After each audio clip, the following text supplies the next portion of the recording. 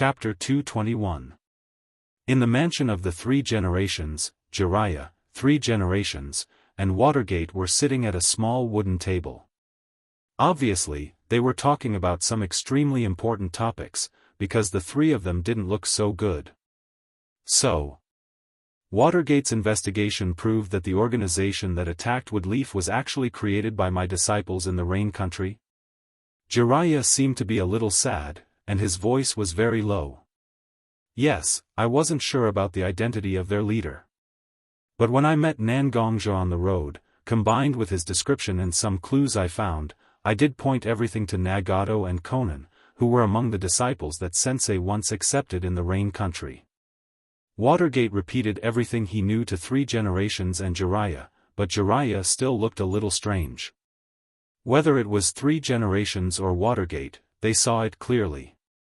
Obviously, there was a discrepancy in the information between the two sides. Because Jiraiya also investigated everything about Akatsuki in the ninja world over the years, it was normal to get some information. Sensei, do you have any doubts? Jiraiya didn't say some information about himself, so Watergate had to ask. Indeed, I have collected a lot of information about this organization over the years.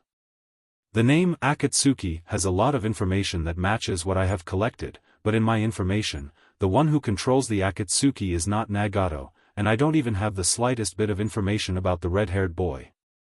But a person named Pain is the actual leader of Akatsuki, and the ninja who uses paper release is definitely my former disciple Conan. Pain? Nagato? Watergate didn't expect that his information would be so different from the information collected by Jiraiya. From Jiraiya's description, Watergate already knew that Nagato was a red-haired young man. But Jiraiya said that no ninja with red hair was found in Akatsuki. In fact, I also found the problem with Jiraiya. Woodleaf has quietly put a nail in Akatsuki. Because of various reasons, it's not convenient for me to disclose the truth to you. Our undercover agent from time to time has indeed pointed out that every time Akatsuki organization's leader is a person with orange hair who seems to have Rinnegan. And, there is another news. 3 generations said, but couldn't help but look at Jiraiya. There was unconcealable sadness in his eyes. When Jiraiya heard 3 generations say this, and even showed such a look, he couldn't help but panic. It seemed that this person had a deep relationship with him and 3 generations. Gently opening his mouth, Jiraiya spat out the name of a person who used to be his best friend, but gradually drifted away and went on a different path.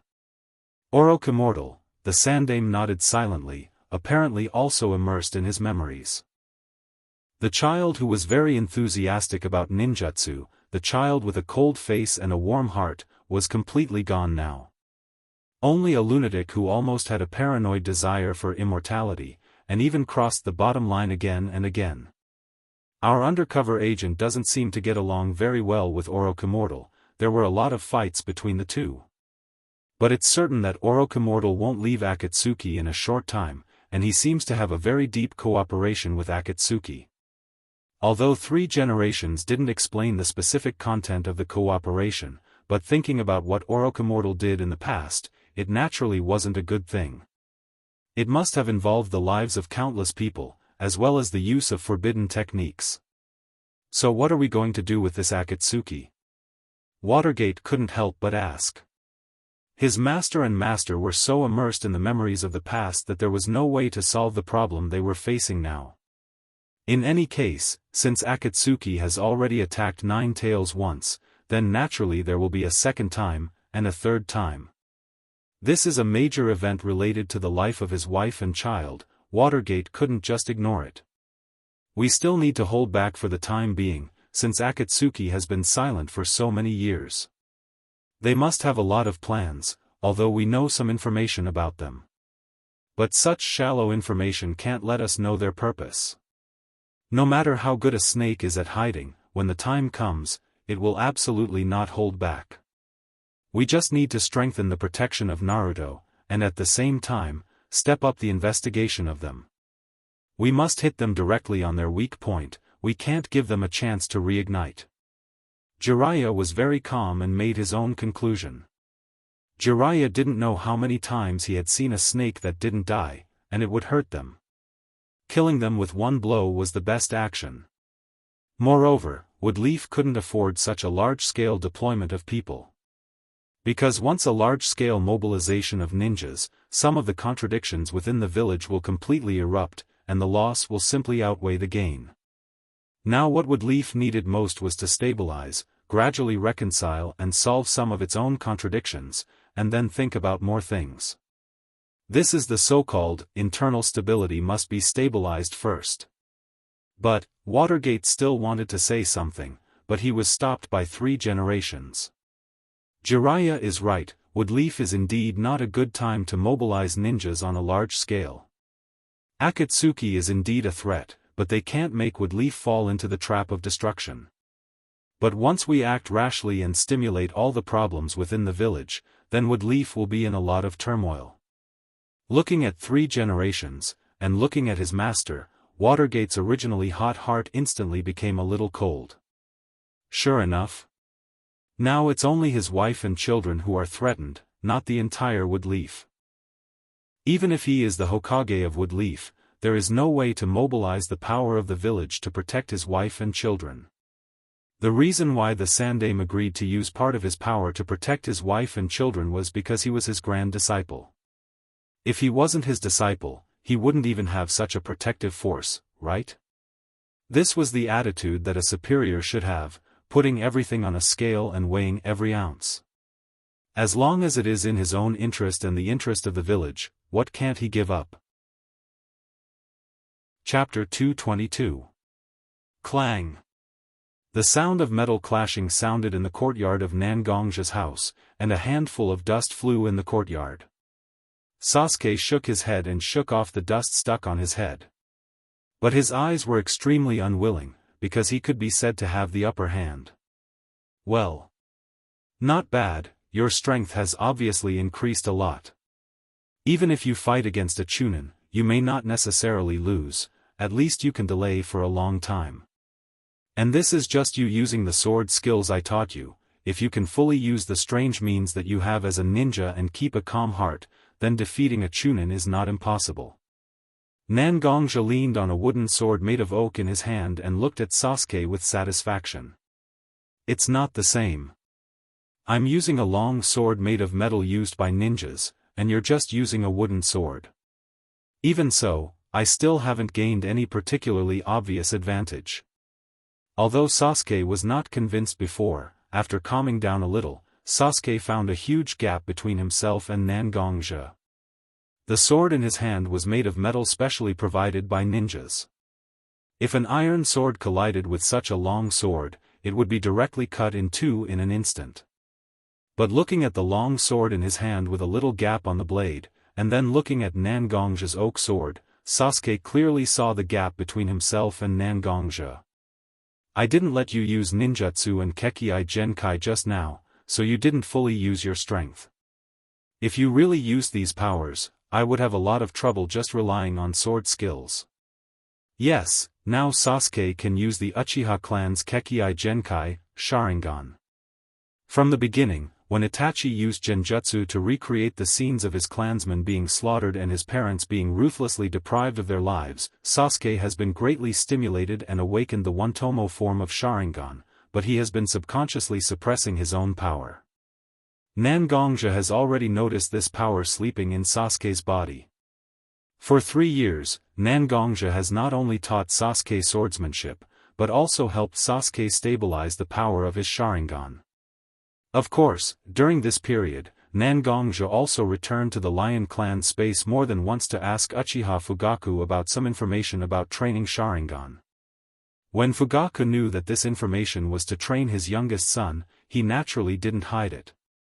A lot of secret information about the Uchiha clan's Sharingan was revealed by Fugaku. As the head of the Uchiha clan, Fugaku also knew what kind of secrets were recorded in the stone tablet of his family's ancestral hall. Nangongja didn't have the blood of the Uchiha clan, and he wasn't even a person who practiced chakra, so Fugaku was less wary of Nangongja.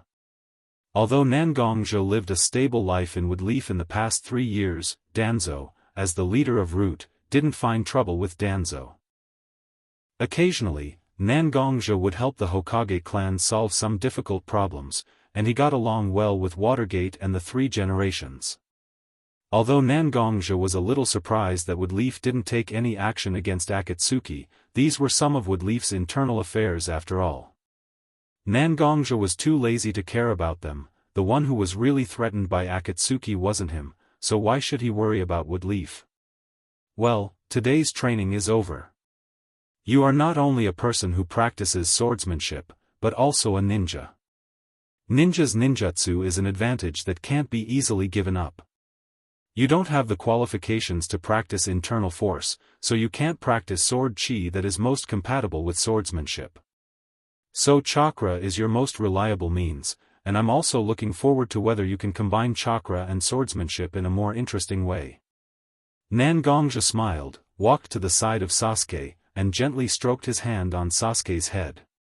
After such a long time, Sasuke didn't have the usual vigilance and distrust towards Nangongzhe. Time reveals a person's heart. When Nangongzhe taught him, Sasuke's heart was clear about the care and attention that Nangongzhe gave him. Although he still wanted to make himself stronger, to stand in front of his brother and let him tell him the truth about the Uchiha clan's extermination, Sasuke was calmer. Practicing swordsmanship itself was a kind of sharpening of the body and spirit of the practitioner, letting a person slowly fade away some of the anxiety and uneasiness in his heart.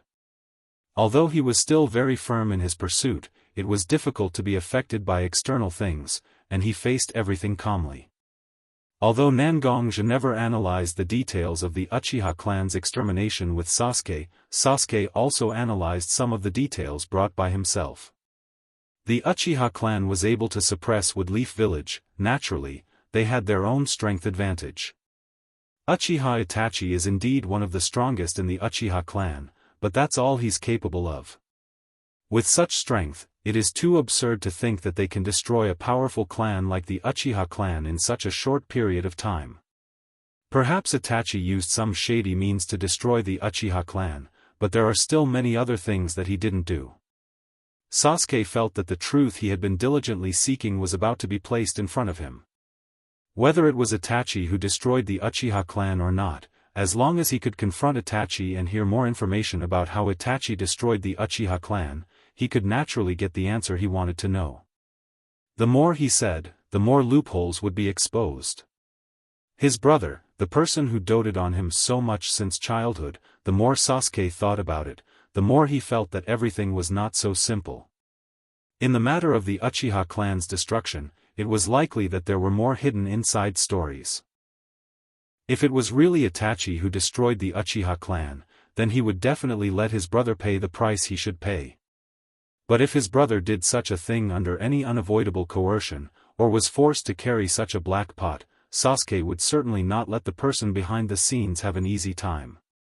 3 years of teaching from Nangongzhe made Sasuke no longer a naive and easily deceived child. Instead, he became a more rational person. No one really knew whether this rationality was floating on the surface or really deeply engraved in Sasuke's heart. Chapter 223. Looking at Sasuke's departing figure, Nangongzhe suddenly felt that although he didn't directly do anything far-reaching in the past 3 years, however, he had quietly sharpened a sharp blade for this world that was like stagnant water but had always been surging with undercurrents. Once the sharp blade reveals its sharpness, perhaps the entire ninja world will be shaken by such a sharp blade. Nangongzhe slowly closed the door of his house, and the courtyard that was originally a bit messy because of the battle between the two fell into the silence of the past for a while. Nangongzhe gently rolled up his sleeves and took out a slightly large broom from behind the door. He took it and slowly cleaned his courtyard. When Nangongzhe was wholeheartedly cleaning his messy courtyard, a person wearing a blue robe with his face covered appeared behind Nangongzhe. "Greetings, head." The person who came was naturally the disciple of the Blood Cloth Pavilion's Xiaofan temple. When Nangongzhe began to settle down in the Woodleaf, Xiaofan always reported some important information to Nangongzhe from time to time. For some reason, Xiaofan can be said to be the one who recognized Nangongzhi the most among the 5 altar lords of the Blood Cloth Pavilion. Xiaofan simply supported Nangongzhi to control the Blood Cloth Pavilion without any reservation, although Xiaofan still had some secrets of his own. But Nangongzhi knew that if the water was too clear, there would be no fish, and if people were too observant, there would be no disciples, so Nangongzhi didn't care so much about Xiaofan. He had his own plans. Nangongzhi was still cleaning his courtyard with the huge broom in his hand, and didn't look at the disciple of Xiaofan temple who was kneeling behind him. This disciple seemed to know Nangongzhi's temperament, so he stood up and said to Nangongzhi, "Kuroto-sama, during this period of time, the shinobi world has been relatively stable. Almost nothing of particular importance has happened. Every shinobi village is holding back to develop their own strength. However, the Akatsuki that you specifically asked us to monitor has recently changed their personnel. Although we can't go deep into the Amigakure to investigate the detailed information, we can be sure that the Amigakure is constantly gathering their strength. It seems that there is something big going on." From the moment Nangongzhi arrived at the Woodleaf village, the disciples of the Bloodcloak Pavilion began to contact Nangongzhi. The first order given by Nangongzhi was to monitor Amigakure and Akatsuki in it. After all, although he didn't really see the leader of Akatsuki, Nagato, Konan and Haiden left a deep impression on him. He had helped Konan to capture Deidara, presumably he had already joined Akatsuki under Konan's means. Itachi Uchiha also seemed to be under surveillance to a certain extent, as the information he sent to him was getting fewer and fewer. Nangongzhi boldly speculated that perhaps some of Akatsuki's accumulation has basically been completed. They are just waiting for an opportunity to change from a dormant state into a colorful tiger with fangs and stir up the shinobi world. Clearwater Altar also attached great importance to Nangongzhi's orders. They sent more than one wave of spies to quietly sneak into the Amigakure to inquire about the information, but almost none of the infiltration operations were successful. Fortunately, the disciples of Clearwater Altar were all experts in hiding. When they found out that their infiltration operation failed, they quickly retreated, and the Akatsuki didn't dig out their own traces. Therefore, the disciples of Clearwater Altar could only retreat and lurk in the towns relatively close to the Amigakure and some of the roads that must be passed through. They used some scattered information about the Amigakure to infer the actions of the Amigakure. When the professionals of Clearwater Altar inferred the abnormal personnel transfer of the Amigakure, they immediately came to Nangongzhi to inform Nangongzhi of the information. Nangongzhi's sweeping action also suddenly stopped, but then he still very casually used the broom in his hand to sweep the courtyard. The Akatsuki's movements. As an organization with a huge goal, every action will not be without reason. Since they had taken action again after a long period of silence, they naturally had something to ask of him. With the power of the Akatsuki, what else can they covet? Is it a huge amount of wealth or some precious resources in the shinobi world? No, if these things really appeared, as one of the 5 great shinobi villages, Woodleaf Village will not do nothing. This proves that the Akatsuki is plotting something that only they know, and the impact is not that big, but it is very necessary for them. The country of Rain was a small country that was sandwiched between 3 big countries. What did they lack? They don't care about the population. For a shinobi village and an organization, the population represents more people who may be able to form a fighting force. It is not known by most people in the shinobi world, but it has a number of people or fighting force that even the Akatsuki is envious of. The Akatsuki's appetite is really not small. Doing such a thing, they are not afraid of breaking their teeth, and even exposing themselves to the shinobi world. Nangongzhi looked at the courtyard that was almost cleaned by him, and handed the broom in his hand to the disciple of Clearwater Altar standing behind him. The disciple of Clearwater Altar also understood and put the broom back behind the door. Walking towards the house, Nangongzhi took out a piece of paper and a brush full of ink from his study room. Gently writing a few words on the paper, Nangongzhi folded the paper a few times and handed it to the disciple of Clearwater Altar. If there is no accident, the goal of the Akatsuki is on this paper. After you go back, give this letter to Clearwater as soon as possible. After Clearwater sees this letter, he will naturally know how to deal with the next matter. Huh. Things have really become interesting. This is also a rare opportunity for me.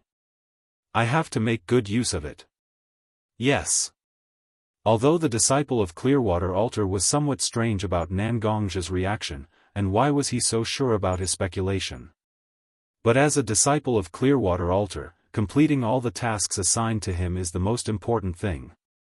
The disciple of Clearwater Alter quickly hid his figure, and left the courtyard of Nangong's house, and returned to the small stronghold of Clearwater Alter in the wood leaf.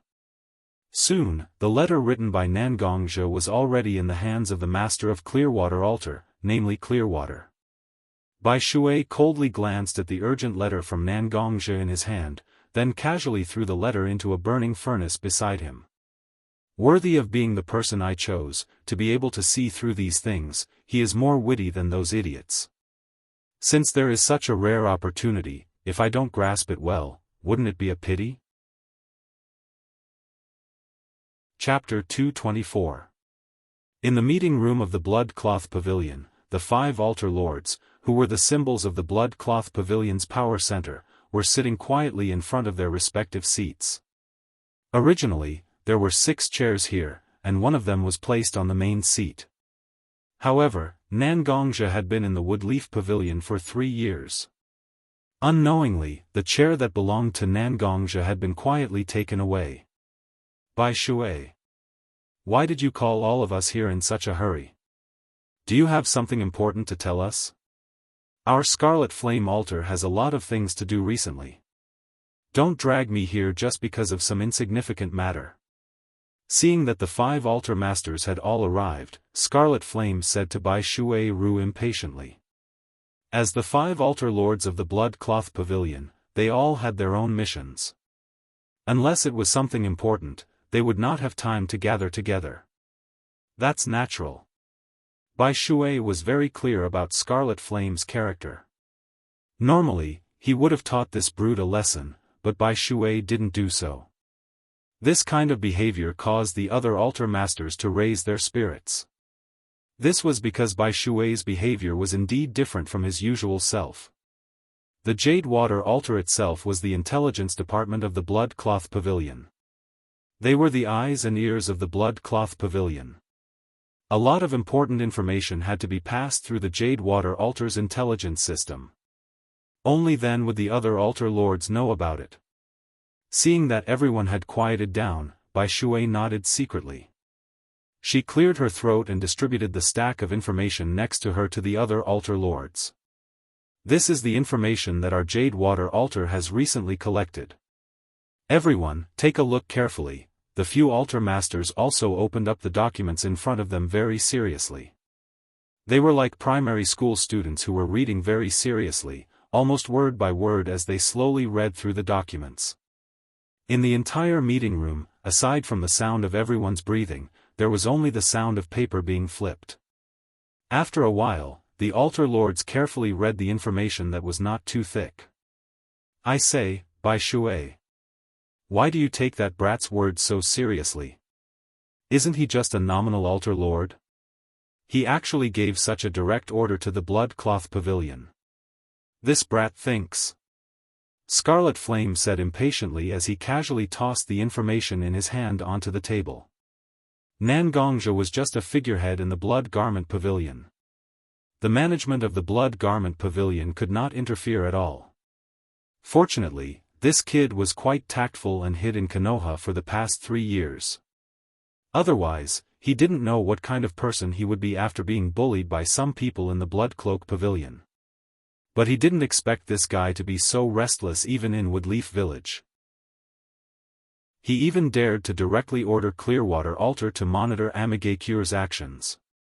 Although the Blood Cloak Pavilion didn't care about the reason for their hostility with the Rain Village, directly inquiring about other people's information was just asking for trouble. Scarlet Flame wasn't someone who liked to use his brain, but Nangongja's order made Scarlet Flame feel that Nangongja was being too childish. Look at this information, it was all records of Amagakure's ninja's movements. It was worthless at all. Such information was collected by Clearwater Altar with a lot of resources. Isn't this too much of a loss? But as Scarlet Flame was talking, Aoki glared at him fiercely. Scarlet Flame could only swallow his words. After all, Aoki's qualifications were worthy of everyone's respect. Scarlet Flame. Enough. Since Nangongja passed the Dragon Transformation Road, then he is the rightful altar lord of our Blood Garment Pavilion. This kind of matter isn't for a junior like you to butt in. Do what you need to do, and don't say such useless words. As he spoke, Qingmu turned his gaze towards Bai Shui. Bai Shui, you can continue. What's wrong with this information that requires all of us to gather together? Clearwater nodded after hearing Aoki's words. She glanced at Scarlet Flame and continued. Presumably, you have carefully read the information in front of you.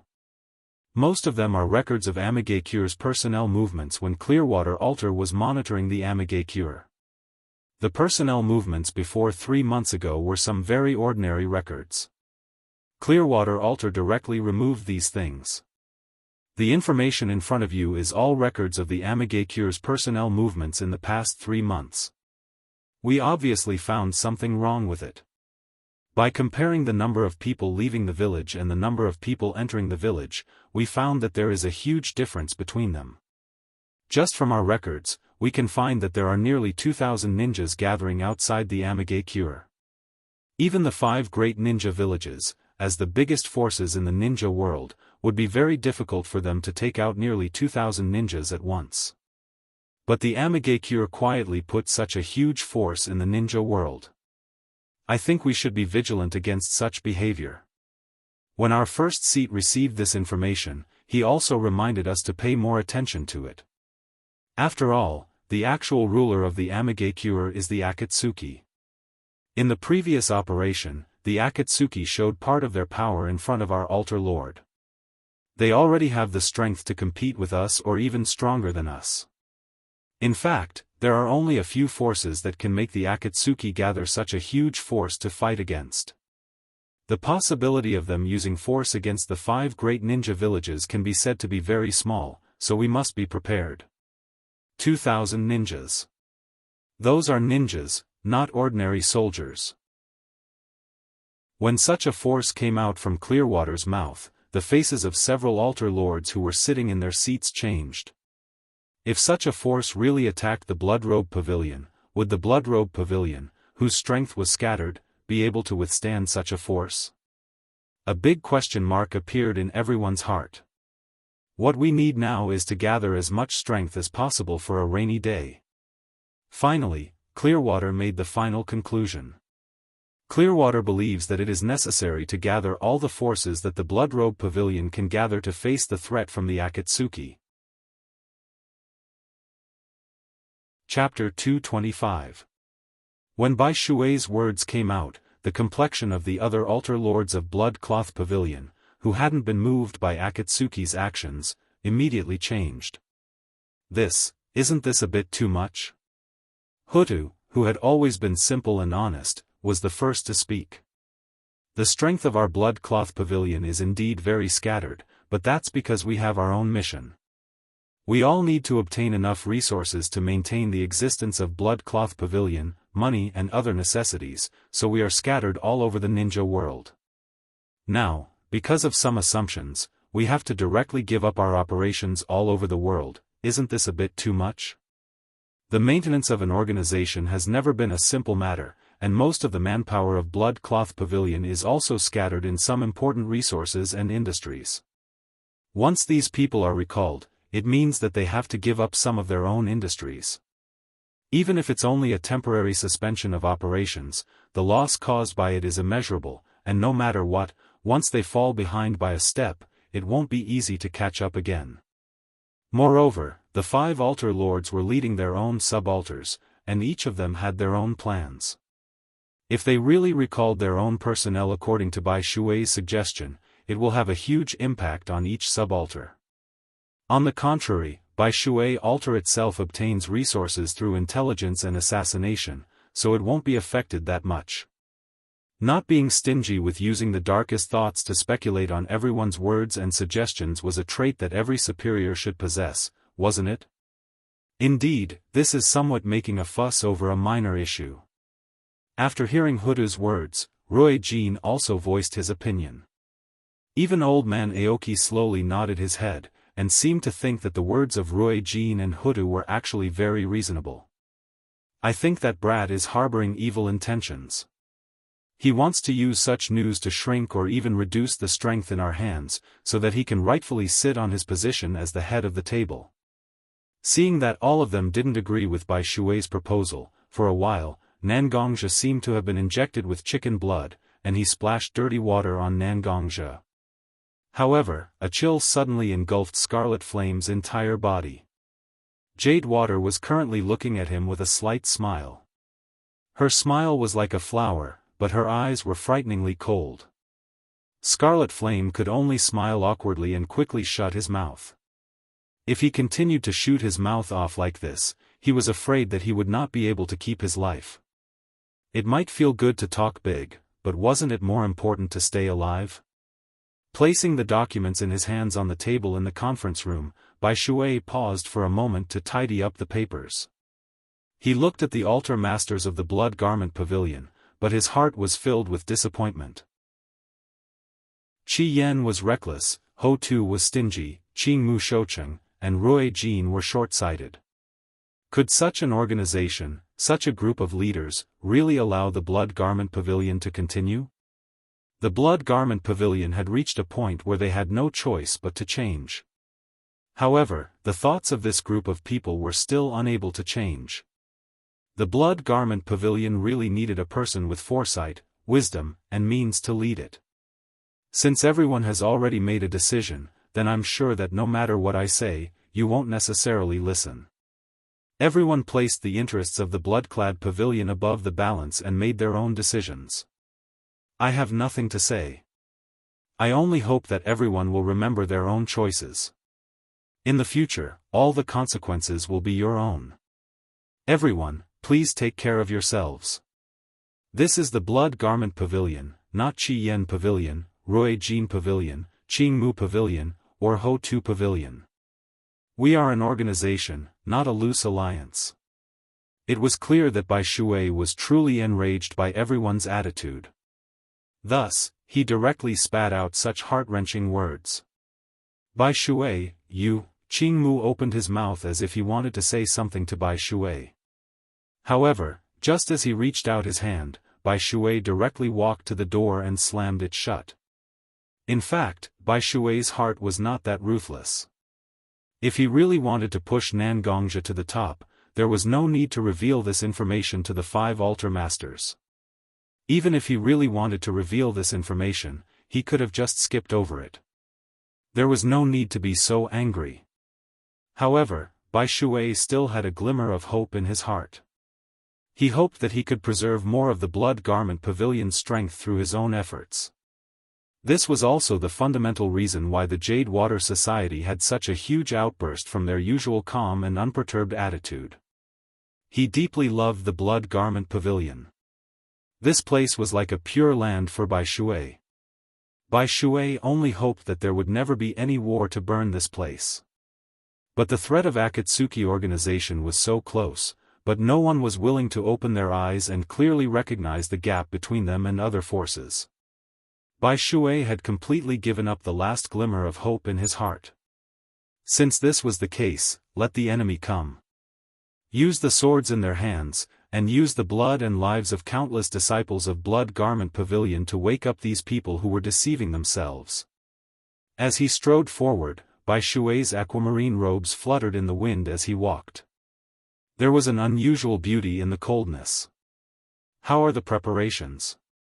Conan was wearing the Akatsuki organization's signature black robe with red clouds. Her cold voice resounded, and she said to the person in front of her.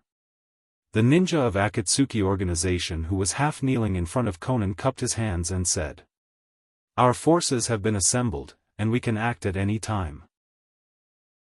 According to our information from Woodleaf, Nangongzhe is still in Woodleaf. It seems that Blood Garment Pavilion is not aware of our actions. Hearing the report of Akatsuki Organization's ninja, Conan couldn't help but chuckle twice, as if she had heard something particularly funny. Don't know? How is that possible? A group of self-deceiving people, obviously the truth is in front of them, but they are not willing to accept it. Letting such a group of people lead such a huge force like Blood Garment Pavilion is really a waste. Since they don't know how to cherish it, then we will spare no effort to help them, so that these forces can really play their role. Conan said, then turned around and walked away. However, in the jungle behind Conan, there are many hidden places for ninjas to rest. Roughly counting, there were more than 400 or 500 of them. Chapter 226. Hey. Did you hear? A few days ago, the Altar Lord hosted an Altar Lord meeting.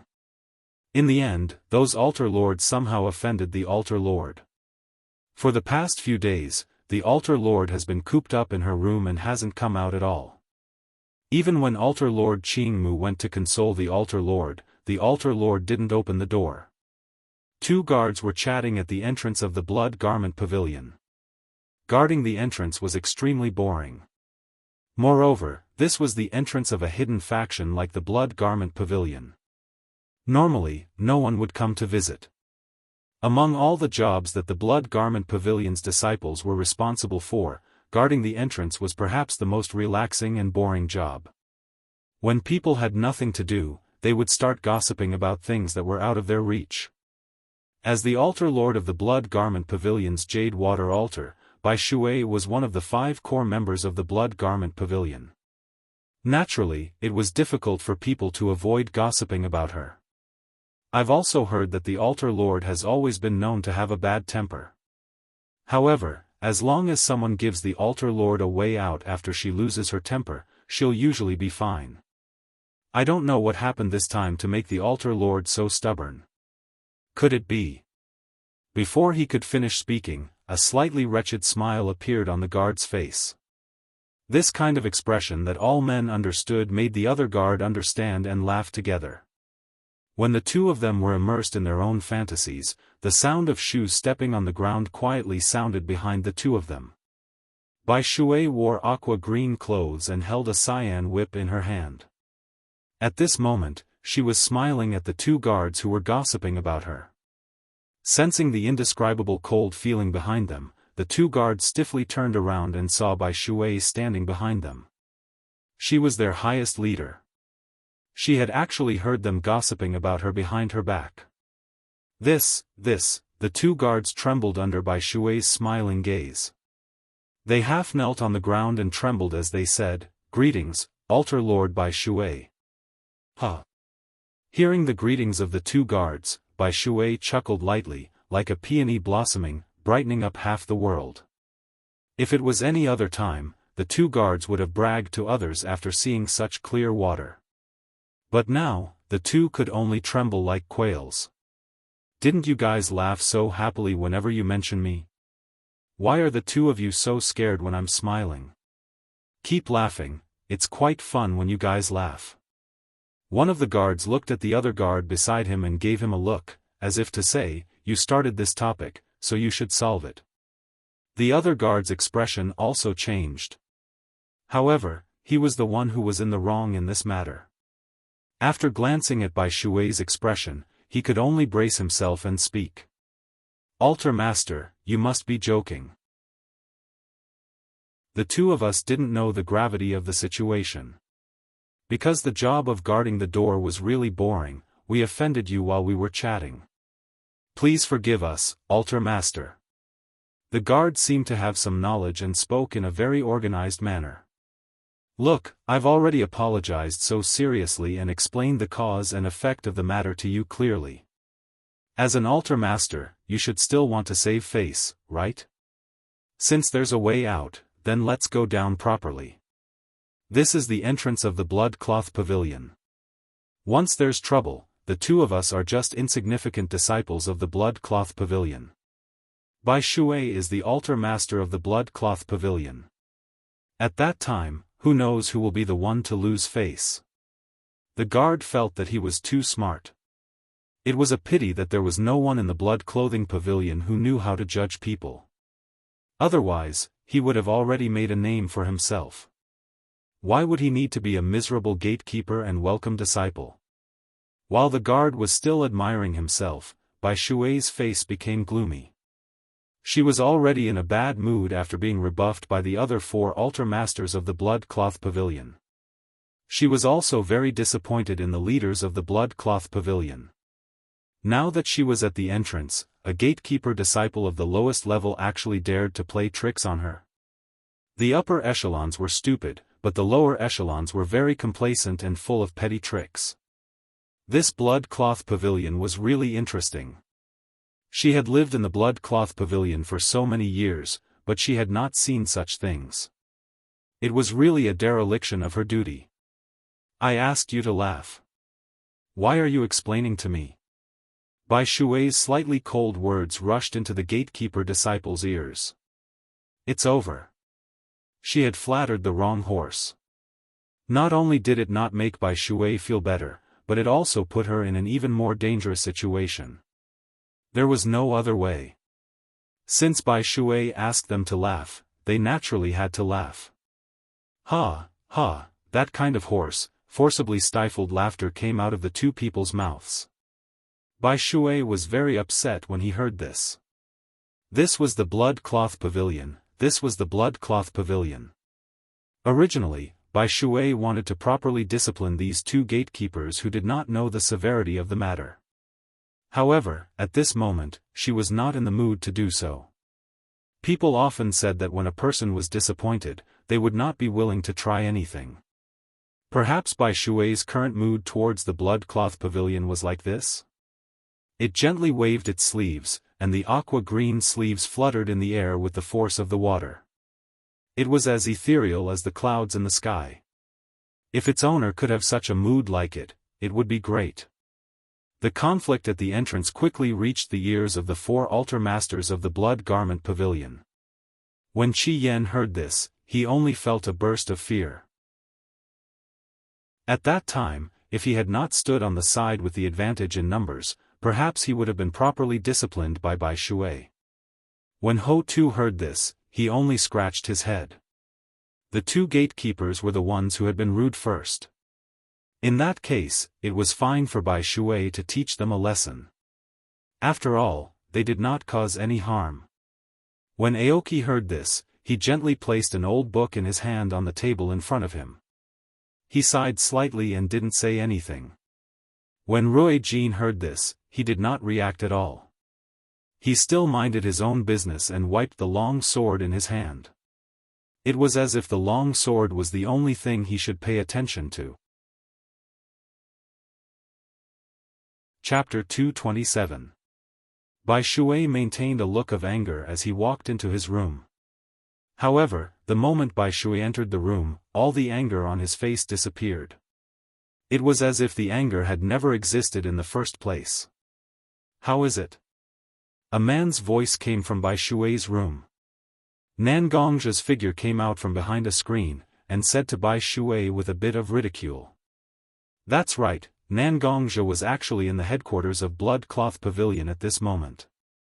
When Nan Gongzhe came to know that Akatsuki organization was most likely going to attack Blood-Robed Pavilion, he had already entered Blood-Robed Pavilion through Clear Water Altar. Everyone knew Nan Gongzhe's temperament and natural disposition. He had always disliked things like ninjutsu, so many people subconsciously ignored the possibility of Nan Gongzhe being impersonated in Woodleaf.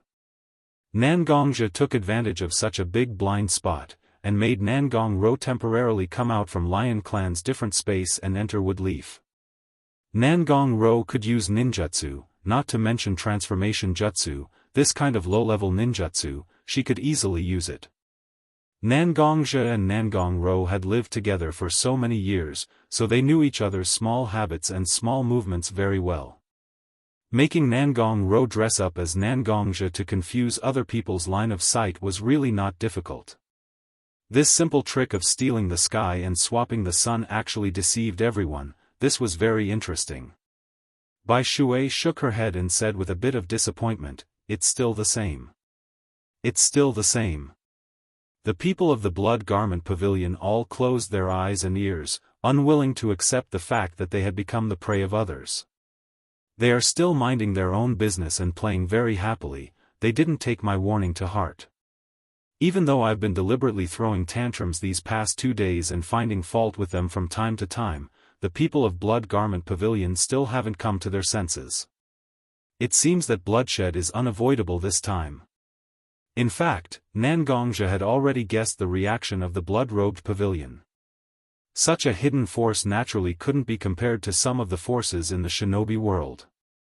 This long period of peace and stability has obliterated their sense of crisis. Perhaps, if you want them to truly put down their attitude and treat the entire ninja world with an equal attitude, you really need a real sting to do it, right? Then, do you have any guesses about the person who destroyed my home? Nangongzhe asked the question that he had been wanting to ask for a long time. The operation record that Bai Shui gave him clearly stated that the person who led a group of ninjas to exterminate Nangongzhe's village was the Altar Lord of Scarlet Flame Altar, Scarlet Flame. But after observing for so long, whether it was Nangongzhe or Bai Shui, they felt that Scarlet Flame wasn't the person who brazenly took action to snatch the Heaven's Disaster Sword. If Scarlet Flame really had such a scheming heart and ambition, then this operation record would not have been recorded so clearly. This was simply leaving behind the biggest weakness for him to use against Scarlet Flame.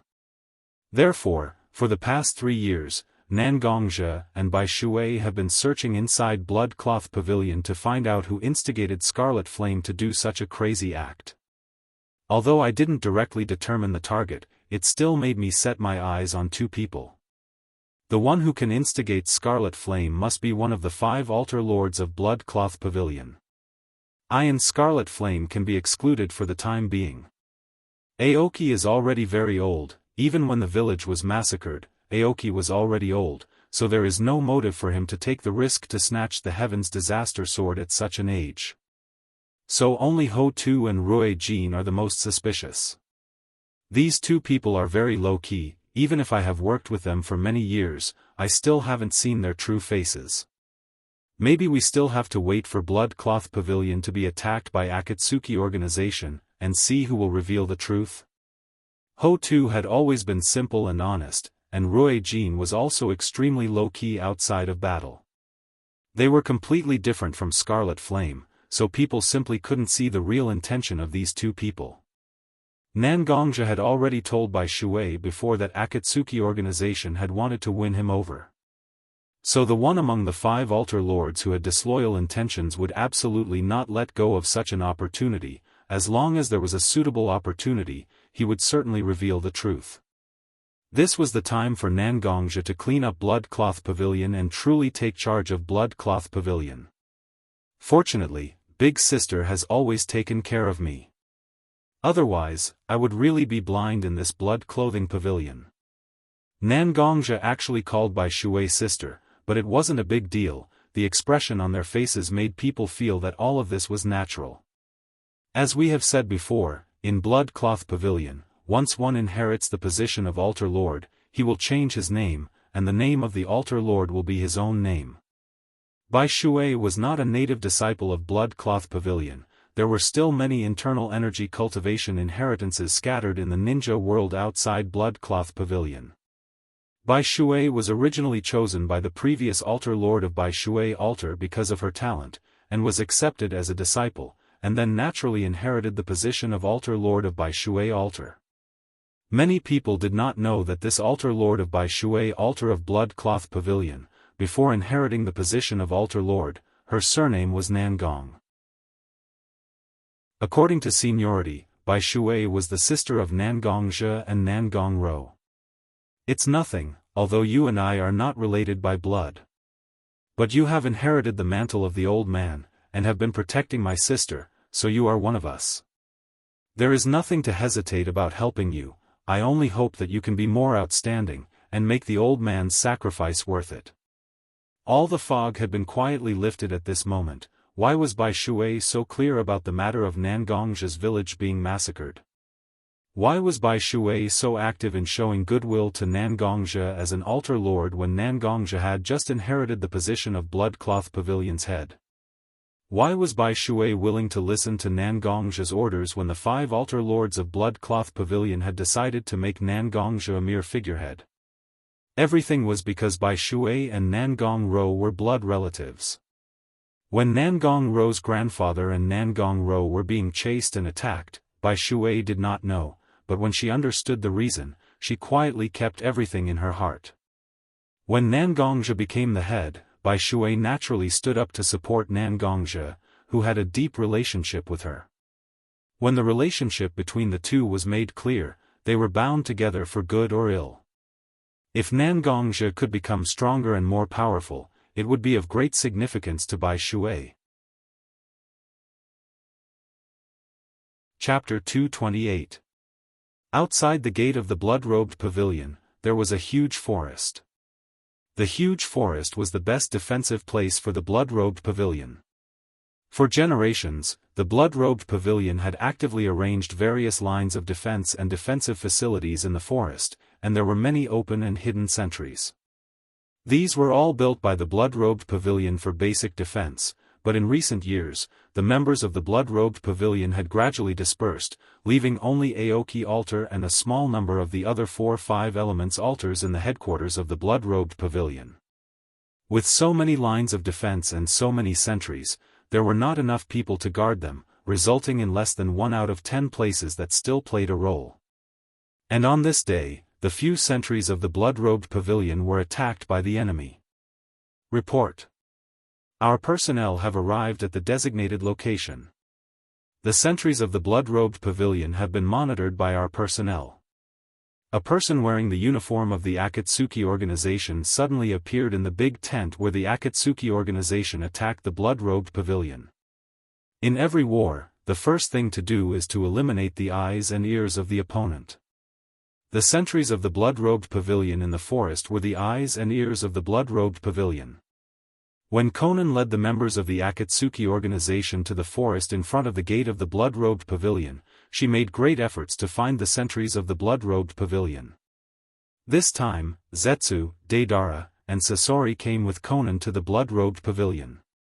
Among the 3 of them, there was an extremely powerful intelligence-gathering ability.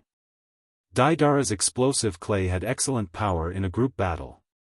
Sasori himself was good at puppet jutsu, and his powerful, red secret jutsu, 100 machine manipulation, was extremely powerful. This time, the Akatsuki organization dispatched nearly 2,000 people in order to defeat the blood-robed pavilion in an extremely short period of time and absorb the power of the blood-robed pavilion before all the ninja villages noticed it. Very good. Conan nodded, looked at the sun in the sky, thought for a moment, and then said, "Inform all ninjas, get ready, attack the blood-robed pavilion at 2:00 in the morning tonight." Yes.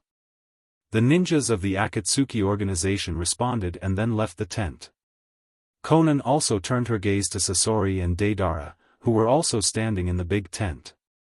"Have you understood the intelligence of the main forces of the blood-robed pavilion?" Sasori put down the information in his hand, and Deidara also woke up a little from his lazy state. Naturally. Sasori himself was hidden inside the puppet jutsu, but when he was inside the puppet jutsu, his voice would change, and his voice was a little hoarse and low. Blood-robed pavilion's jutsu, jutsu redness, and thick, these 5 elements of the 5 elements altars. Their altar masters used the names of their altars as their names. The sharp gold altar was the combat department of the blood garment pavilion, and it was especially good at surprise attacks. Aller is a master swordsmanship master. Part row pavilion is sword, according to the swordsman of the swordsman's sword pavilion. The greenwood altar was part of the logistics department of the blood garment pavilion. Most of them were not strong in battle, but they were good at medicine. His was master, his, master, he was master, he was, master, and he was, and he. The Jade Water Altar was the intelligence department of the Blood Clothing Pavilion and also the assassination department. All the disciples of the Jade Water Altar were experts in stealth and assassination. Aquamarine Altar Lord was good at using the soft whip technique. The whip was an extremely rare weapon in the ninja world, and the soft whip was even more strange and often impossible to guard against. The Scarlet Flame Altar was the combat department of the Blood Garment Pavilion. It was mainly responsible for attacking. Its combat power was astonishing. Moreover, when it fought, there was a strange fanatical atmosphere. As the Altar Lord of the Scarlet Flame Altar, Scarlet Flame's fanaticism had reached its peak. The long saber in his hand was extremely lethal. It was even said that the more injured he was, the more powerful he would become. The Thick Earth Altar was mainly responsible for defense in the Blood Cloak Pavilion. It also served as the vanguard in battles. The strength of the Deep Earth Altar's Altar Lord wasn't very clear, but to be able to lead such an army, he must be very powerful. The Thick Earth Altar's disciples are mostly responsible for the defense of the forest. Scorpion explained the Blood-clad Pavilion's information. From time to time, he would add in some of his own opinions. After saying that, Scorpion couldn't help but sigh.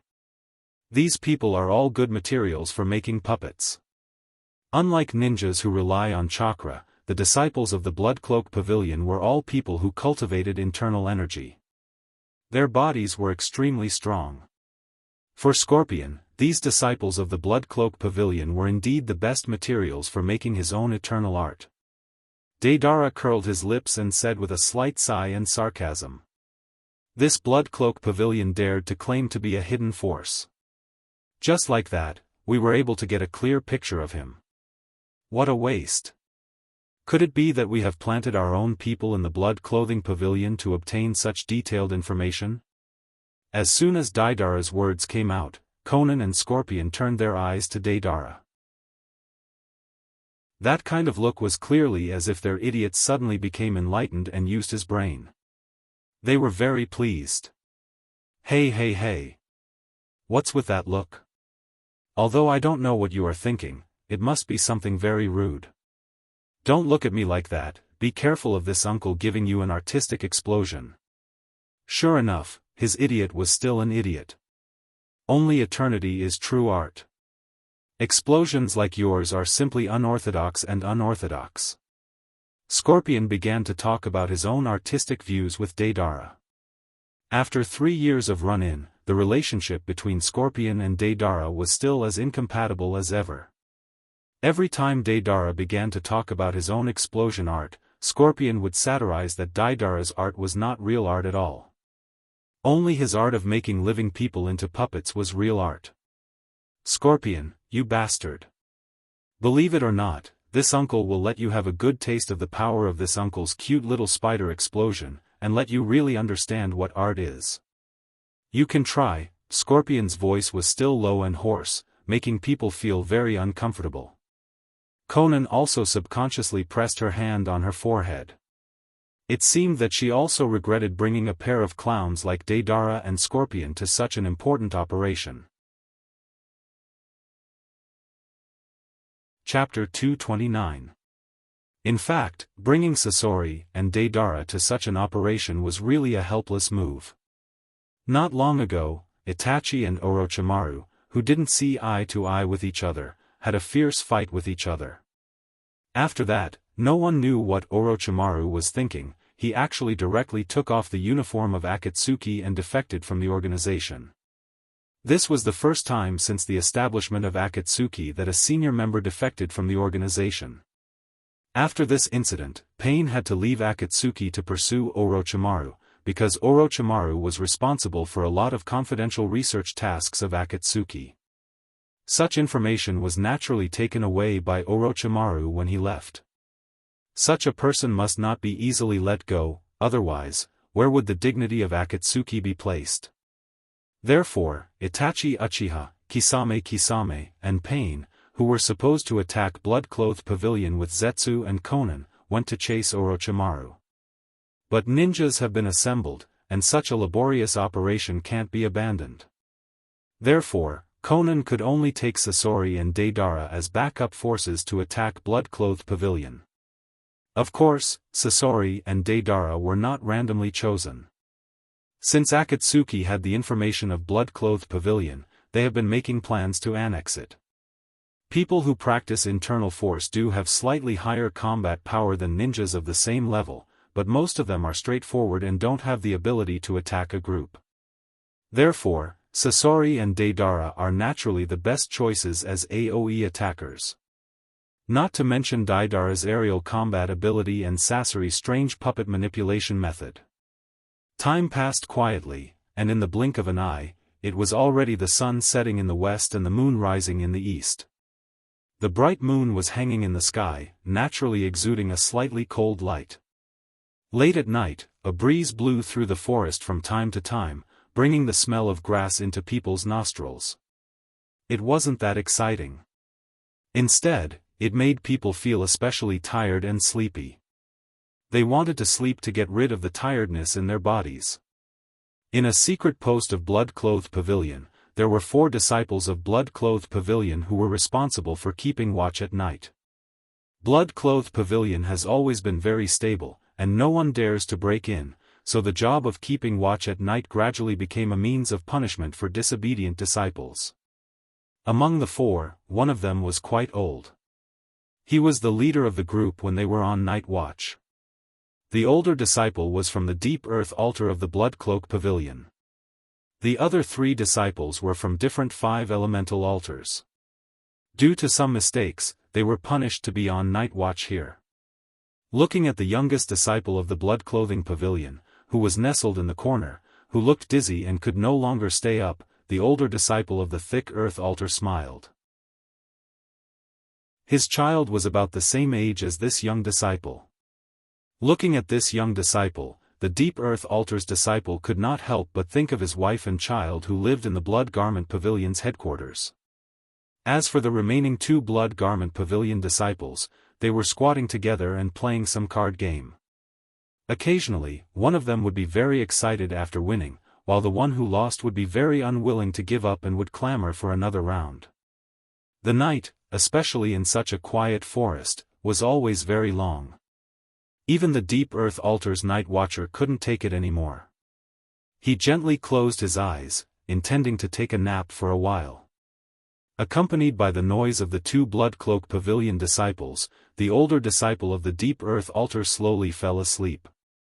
He faintly seemed to have heard something wrong, but he was still defeated by tiredness. But the neck of the older disciple was very cold. It seemed that some liquid was constantly seeping out from the side of his neck. His body temperature continued to drop along with the flow of the liquid. Finally, the life of the older disciple quietly passed away. However, there was a peaceful look on his face, as if he had lost his life in a beautiful dream. The originally warm hidden sentry post had become very bloody with the loss of 4 lives.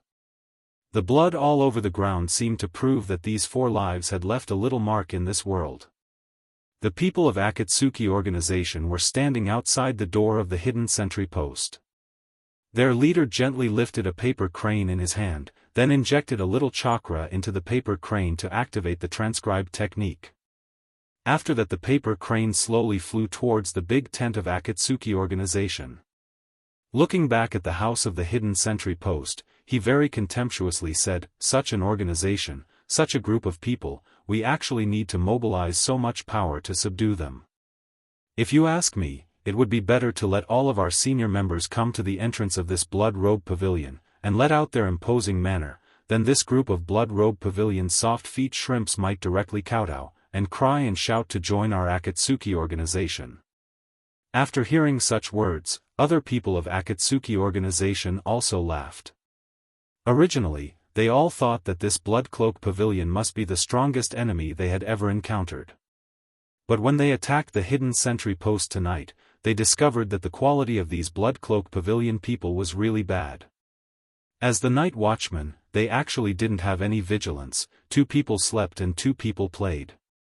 The ninjas of Akatsuki organization quietly blew some hypnotic smoke into the small house of the hidden sentry post, and this group of people also directly fell into the trap. The funny thing was that the person who seemed to be the leader of these 4 people actually didn't react at all, and was directly killed by them. That happy smile on his face was simply the funniest thing that these ninjas of Akatsuki organization had ever seen after becoming ninjas. Many paper cranes flew towards the big tent of Akatsuki organization, and were received by the ninjas of Akatsuki organization who were responsible for collecting information. From time to time, the person who reported the information opened his mouth and talked about the progress of the operation. Left sector cleared completely. Right sector cleared completely. Front sector cleared completely. Rear sector cleared completely. A ninja of Akatsuki organization arrived in front of Conan, then cupped his hands and said to Conan, "Report, our elimination plan has been carried out smoothly. All the hidden sentry posts in the 4 sectors have been completely eliminated, and so far no flaw has been found." Xiao Nan smiled faintly. She didn't find any flaws. What a pleasant surprise. Chapter 230. The plan is always an idealized way of thinking, because everything is changing, all the elements that you have calculated are always changing. No matter how perfect your plan is, it will be difficult to avoid some omissions. Just like now, Akatsuki organization was carrying out the plan to clean up all the hidden sentries of blood-clothed pavilion. If 1 or 2 hidden sentries were not successfully eliminated, or if 1 or 2 disciples of blood-clothed pavilion escaped from the hidden sentries, it was completely within Conan's acceptable range, but now everything was going smoothly, which made Conan feel very wrong. However, after taking a closer look at the personnel arrangement of each sentry post and the number of beheaded heads reported by each squad, there was not a single flaw. Conan could only gently support her forehead with her hand. Don't know if the quality of Akatsuki organization's people is very high or because the quality of blood-cloth pavilion's people is pitifully low. Unexpectedly this kind of strange situation can appear. But Conan still extricated herself from such strange thoughts, because now she was in the middle of the battlefield. Everything is changing rapidly, since her side has grasped such a big advantage, then naturally she can't easily let it go.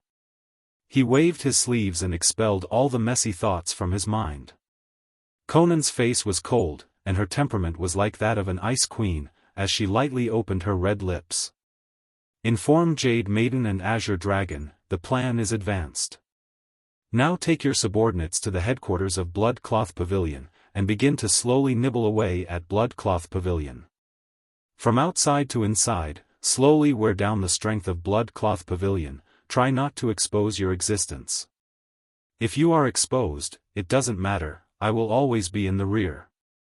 Conan very calmly gave the order, but then she turned her eyes and said to the ninja who gave the order.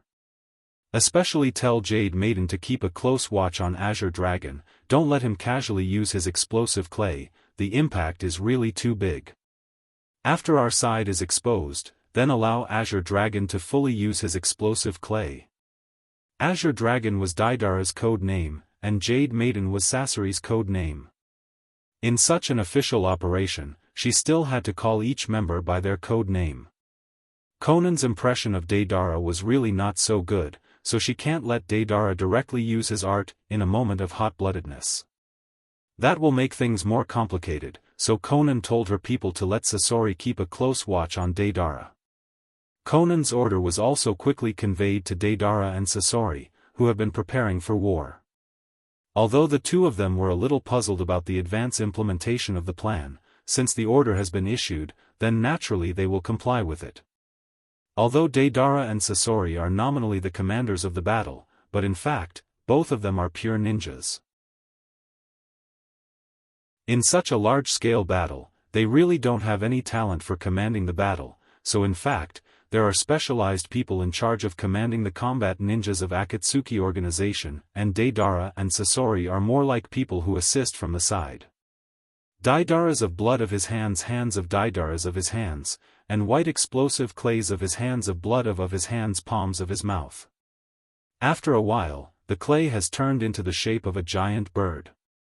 After Daedara made a few hand seals, chakra continuously poured into the explosive clay to activate the clay giant bird.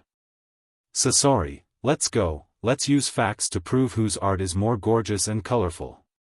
Daedara seemed to remember Sasori's words of saying that his explosion is not art, so he turned his head and looked at Sasori provocatively. And Sasori's unique low and hoarse voice also said, naive. Daedara was not angry, because Daedara felt that he could feel it. Although Sasori's tone was full of disdain, but Sasori was actually excited at the moment. For this battle, Sasori also began to be interested. After all, this is a person who has been doing missions with him for 3 years, so they are still very familiar with each other. Ha ha ha. Dead Ale laughed as he grabbed Fei Liuhu's tail and placed Scorpion on top of a giant clay bird. You're so cold. To think I was so excited looking at Daedara's shameless appearance, Sasori also closed his mouth. If he quarreled with Daedara again, maybe some strange words will come out of this idiot's mouth. Then, fly. When Daedara said this sentence, the clay giant bird under Sasori and Daedara seemed to have received the order and directly flapped its wings and flew up. It was late at night, except for a little bit of moonlight and starlight, it can be said that it was still dark. But in such an environment, when the white clay bird appeared in the sky, it didn't seem abrupt at all. Obviously, Daedara knew that he was going to fight at night, so he used a little trick to make the color of the explosive clay more atomized and not so easy to be noticed. Flying in the air, looking at the ninjas of Akatsuki organization below, they began to gather. Slowly advancing towards the location of the headquarters of Bloodcloak Pavilion, Daedara suddenly felt an indescribable sense of heroism coming out from his heart. He wanted to howl at the sky first.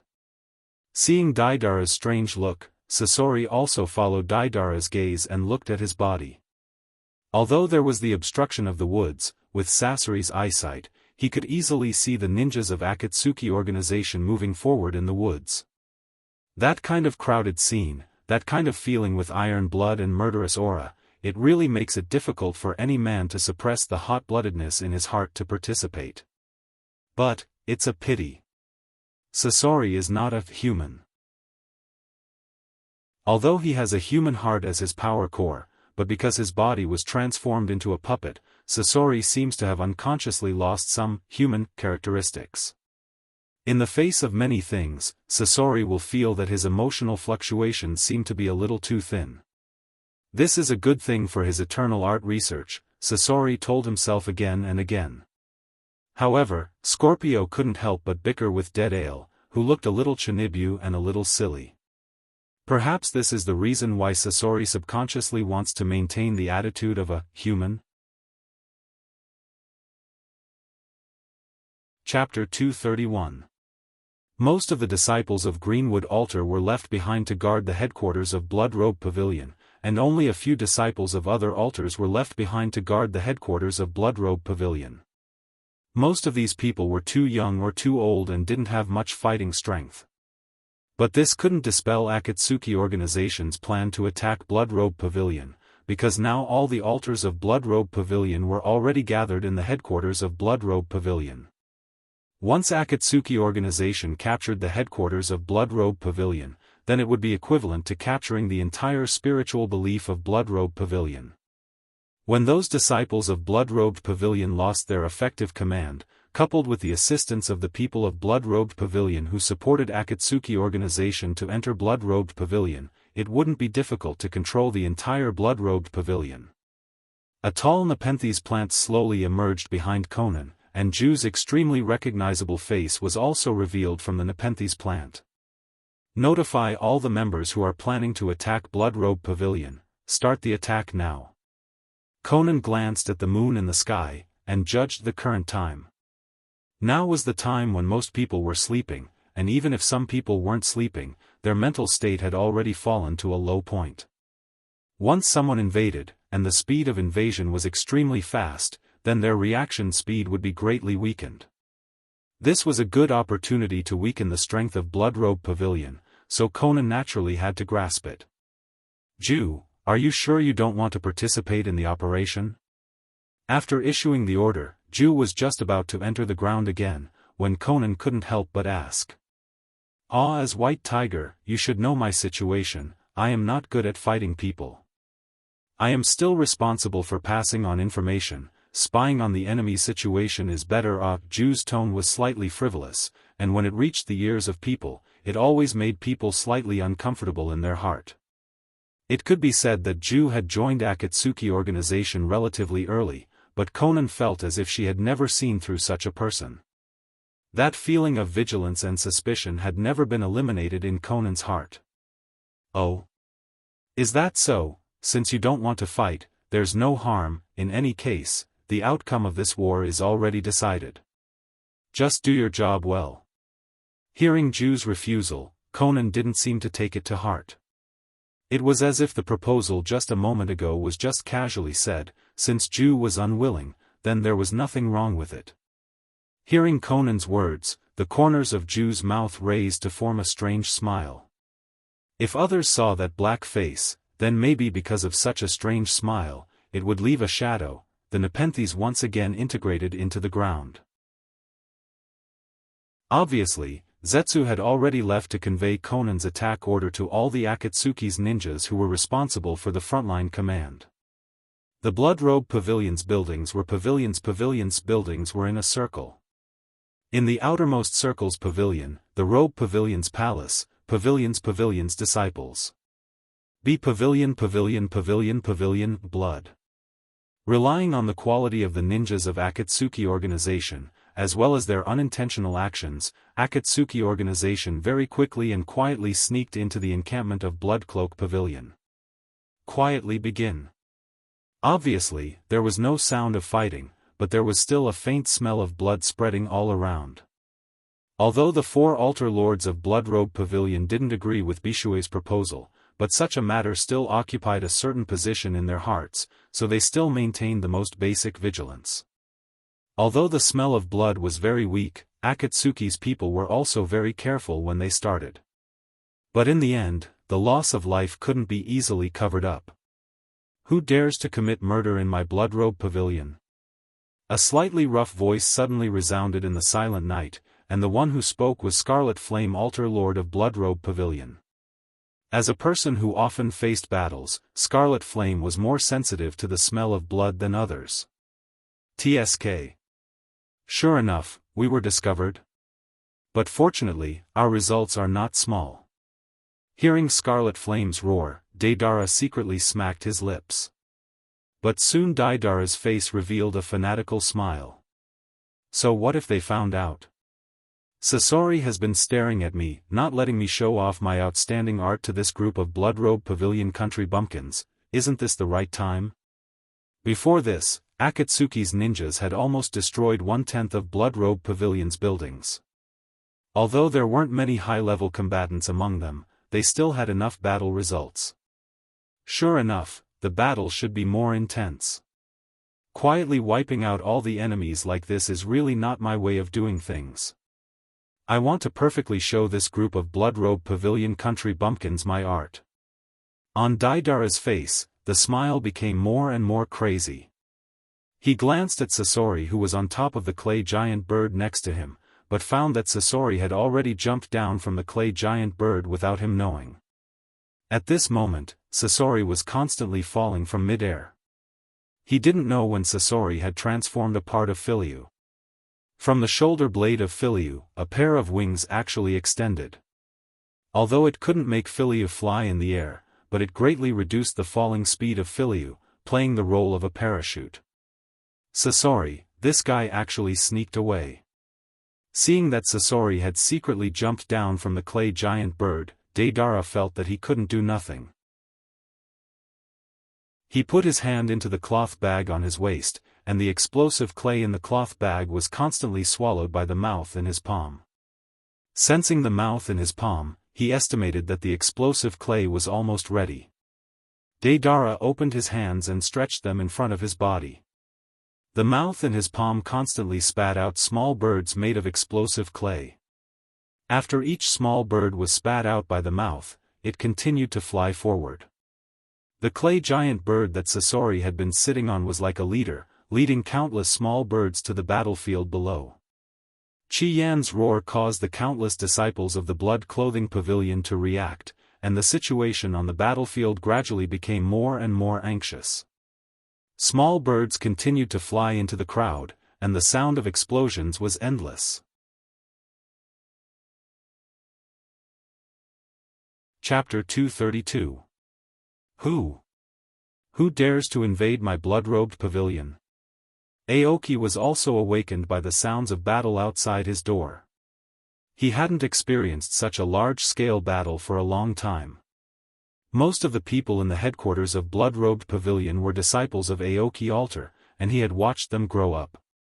Aoki looked at his nephews lying in a pool of blood one by one, and his sad voice resounded through the 9 heavens. Ah! Ah! Ah! You people, I will let you see the power of Blood-Robed Pavilion. Holding a huge dragon-head wooden staff in his hand, Aoki also joined the battle. Although the strength of Akatsuki's people was pretty good, but they were still a bit lacking when facing Aoki. Occasionally, Aoki glanced at other places, and saw Rueijin, Ho-Tu, and Akatsuki were resisting the sudden attack of powerful enemies. Sure enough, was what Bishui said true? Akatsuki really gathered 2,000 ninjas to attack Blood-Robed Pavilion. Although the number of people in Blood-Robed Pavilion was not less than 2,000, but Aoki was very clear about how many of them were old, weak, sick, and disabled. Even most of the young and middle-aged people in Aoki Altar were not very proficient in fighting. Could such a battle really go on? When Aoki was still asking himself, a dark green poisonous needle quietly shot towards Aoki. There was no time to think so much. Since the battle had already begun, it was useless to be upset, so he had to face the enemy properly. Aoki waved his dragon-head wooden staff, and the poisonous needle directly fell to the ground. Looking in the direction where the poison needle came from, a bloated person wearing a red cloud on a black background was standing there. A huge scroll was placed in front of Scorpion.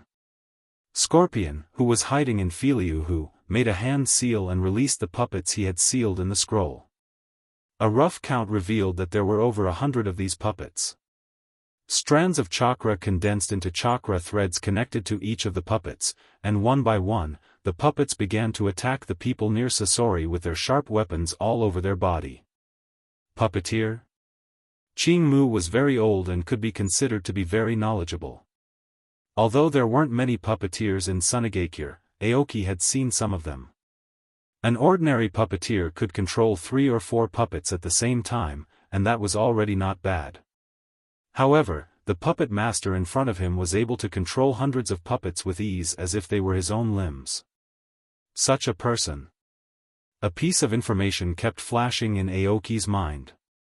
Such a person could only be the genius puppeteer who betrayed the Sand Ninja, Sasori of the Red Sand, who had such strength. That's right, this was the Crimson secret technique that the Scorpion of the Crimson Sand had once used to wipe out an entire country, the 100 machine demonstration. Seeing one life after another being taken away by the puppets before his eyes, Greenwood's grip on his dragon-headed wooden staff tightened.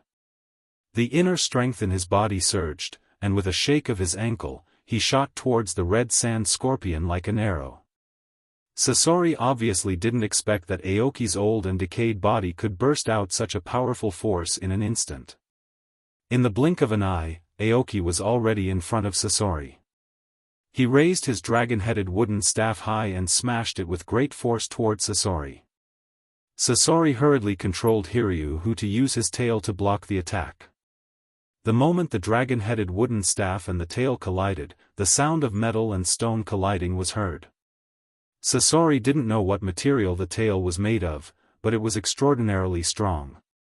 However, when the dragon-headed wooden staff and the tail collided, a huge shockwave was generated, and the hat on Sasori's head was blown away. Seeing Hiryu's appearance, Aoki couldn't help but twitch his mouth. Isn't he too ugly? There were only 3 strands of hair on his head, and his body was short and stout. Comparing the information he saw about Sasori, was this person really Sasori of the Crimson Sand? You must be a disciple of Sasori of the Sand Village, right? Sasori wasn't young, so it should be possible for him to accept a disciple, right? After all, Hiryu, whose appearance and Sasori's appearance were a bit different. The person in front of him could only be described as eyesore. Sasori didn't answer Aoki's question. Instead, he controlled Hiryu who to constantly shoot poisonous needles from his body, trying to force Aoki away. Facing the dense poisonous needles, Aoki couldn't resist and could only constantly wave his dragon-headed wooden staff to block the poisonous needles flying towards him. Under Sasori's control, 100 puppets were divided into 2 teams, one of which had 70 puppets surrounding Aoki and constantly attacking him. The remaining 30 puppets were under Sasori's control, either cooperating with Akatsuki's ninjas or attacking the Blood Cloak Pavilion's disciples in pairs. Greenwood, on the other hand, could only barely prevent himself from being attacked by the 70 puppets. He didn't have any more energy to spare. They could only watch helplessly as the disciples of the Blood Garment Pavilion were slaughtered one after another. The situation on the side of Akatsuki, Rueijin, and Thick Earth wasn't optimistic. There was a man with long golden hair in the sky constantly throwing some exploding clay birds. These clay birds were constantly attacking the Blood Cloak Pavilion's disciples, and there were also many small birds attacking the Blood Cloak Pavilion's buildings. To be honest, these 3 altar lords didn't have any long-range attack means, they only had internal force but no sword chi, so they couldn't use sword chi to cause long-range damage like Nangongja. One by one, they were like firefighters, constantly running in the Blood Cloak Pavilion's front line. Keeping the front line from collapsing was already exhausting. Nangongja and Bishui were standing in the Blood Cloak Pavilion's iconic attic at this moment, watching the Blood Cloak Pavilion's disciples being killed one after another. This time, whether we win or lose, the Blood Cloak Pavilion's vitality will be greatly damaged. Nangongja couldn't help but slightly sigh, but it was only a slight sigh. Nangongja had seen many battlefields that were more intense than this, so he didn't feel particularly sad. It doesn't matter, although the Blood Cloak Pavilion's vitality will be greatly damaged this time, but it will also stimulate all their hidden potential. The Blood Cloak Pavilion should never be an alliance of a group of weaklings, but should be more proactive and aggressive, fully showing their muscles to the ninja world. Bishui looked at the blood cloak of the former banishment elder hanging in the attic's hall, and said very cruelly. But it was inevitable that some unbearable feelings flashed in his eyes. This is the Blood Cloak Pavilion.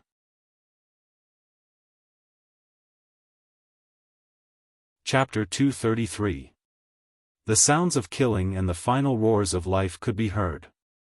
Life was splattered on the ground along with the life of the dead. Qing Mu, Qi Yan, Rui Jin, and Ho Tu, the 4 altar lords of the Blood Robe Pavilion, saw all of this with their own eyes. They were anxious and angry, and they wished that they could save more of their disciples. But they could only see puppets launching fierce attacks towards them from all around. And from time to time, clay figurines were thrown down from the sky. They suddenly discovered that Blood Cloth Pavilion, which they were very proud of and had always been very confident in, was so weak in front of such power. This is our Blood Cloth Pavilion? No. Blood Cloth Pavilion should not be like this. Blood Cloth Pavilion should never be a lamb to be slaughtered. Our Qi Yan altar, our Rui Jin altar, our Ho Tu altar, these are our most powerful forces, but they are not here at this moment. If all of our forces were here, then how could we have fallen into such a situation?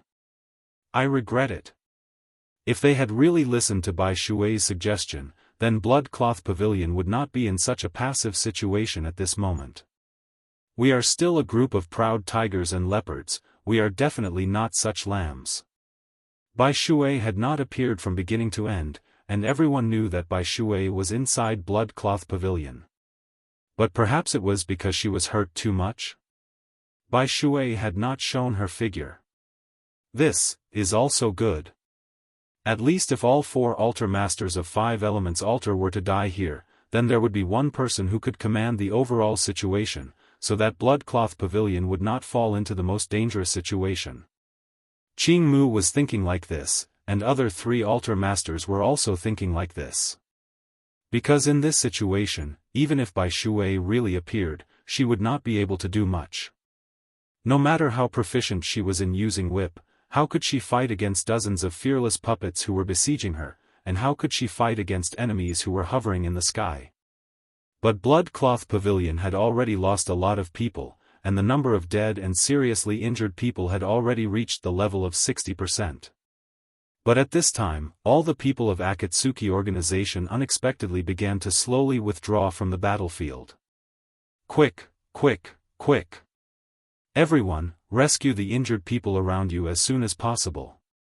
When Qing Mu discovered that Akatsuki organization had begun to withdraw, he did not even think about it, and immediately began to rescue the injured. These people could not be allowed to die. These people were the young disciples of the Blood Garment Pavilion, the future hope of the Blood Garment Pavilion. They could not be buried here. The people of Akatsuki organization gradually gathered together, and stood in a huge square formation. Deidara, who was hovering in the sky, and Sasori, who was controlling the puppets, also returned to Akatsuki's formation. Chi Yen, Ho Tu, and Rui Jin also arrived in front of Greenwood. The 4 of them stood in a row. Some of the surviving disciples of the Blood Clothing Pavilion also brought some of the wounded who could still be saved behind them. From time to time, painful howls could be heard from behind them. The contrast between both sides was very obvious. Although Akatsuki organization didn't have any excited roar, but everyone's eyes carried a kind of pride that was difficult to disperse. This is our organization, this is our strength. The people of Blood Garment Pavilion didn't have time to pay attention to the mental appearance of Akatsuki organization's people, because almost all of them were trying their best to rescue the wounded on their side. If they hesitated for a moment, then their life might be lost. Not to mention mourning everywhere, but everyone's eyes were filled with deep sadness. Chi Yen, Rui Jin, Ho Tu, and Qing Mu, who were closely watching Akatsuki organization's formation, also had gloomy expression. Akatsuki organization already occupied an extremely big advantage. As long as they were willing, after paying a very small price, the headquarters of Blood Garment Pavilion would be directly annihilated. Even if these altar masters were lucky enough to preserve their lives, but they could only run away like stray dogs. But now Akatsuki organization didn't attack, and abandoned their advantage, so naturally it was because they had a bigger scheme, wasn't it? Suddenly a figure appeared in the sky. Behind her, there was a pair of snow-white wings. No, those wings were not composed of feathers, rather a pair of wings made of white paper. God's emissary, Akatsuki's white tiger Conan, had arrived at the battlefield. Conan controlled the wings behind her back to slowly descend, and stood in front of the ninjas of Akatsuki organization. Her eyes were looking straight at the 4 altar masters of Blood Garment Pavilion, but she was so calm, as if she was looking at ants. God summoned you to our embrace. Conan lightly opened her mouth, and her cold voice under the support of chakra instantly resounded throughout the entire battlefield. God? The people of Blood Garment Pavilion were very puzzled. Was there really a god in this world? But the ninjas of Akatsuki organization indeed had fanatical expression, as if they were representing God and had come here to recruit the disciples of Blood Garment Pavilion. They were very proud and arrogant. Bullshit, God. Don't you just want us to join you, and become your pawns and cannon in your hands? Although we are at a disadvantage in this battle, but we don't know if there will be another battle. We Blood Garment Pavilion are not afraid of blood staining our clothes. You want us to become a group of cowards, and become your subordinate slaves. You are not qualified. Hearing the words of Conan, Scarlet Flame was the first to stand up. If not for the fact that Conan was a woman, Scarlet Flame might have already started cursing. But although these words were not so eloquent, but it was enough to motivate the disciples of Blood Garment Pavilion behind the 4 altar masters. There were a lot of young people in the headquarters of Blood Garment Pavilion. Being young meant being more unyielding, and they didn't have the almost greasy sleekness of those older people.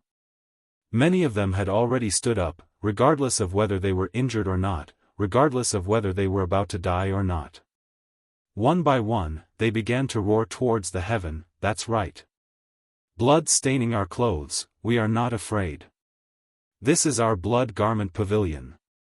The slightly older people beside them wanted to pull them back, but all the young people remained unmoved. Instead they shouted even more loudly. "Blood staining our clothes, we are not afraid. Blood staining our clothes, we are not afraid. Blood staining our clothes, we are not afraid." Nangongja stood in the attic, and looked at the roaring youngsters of Blood Garment Pavilion with a smile. "Blood Garment Pavilion, isn't this still Blood Garment Pavilion?"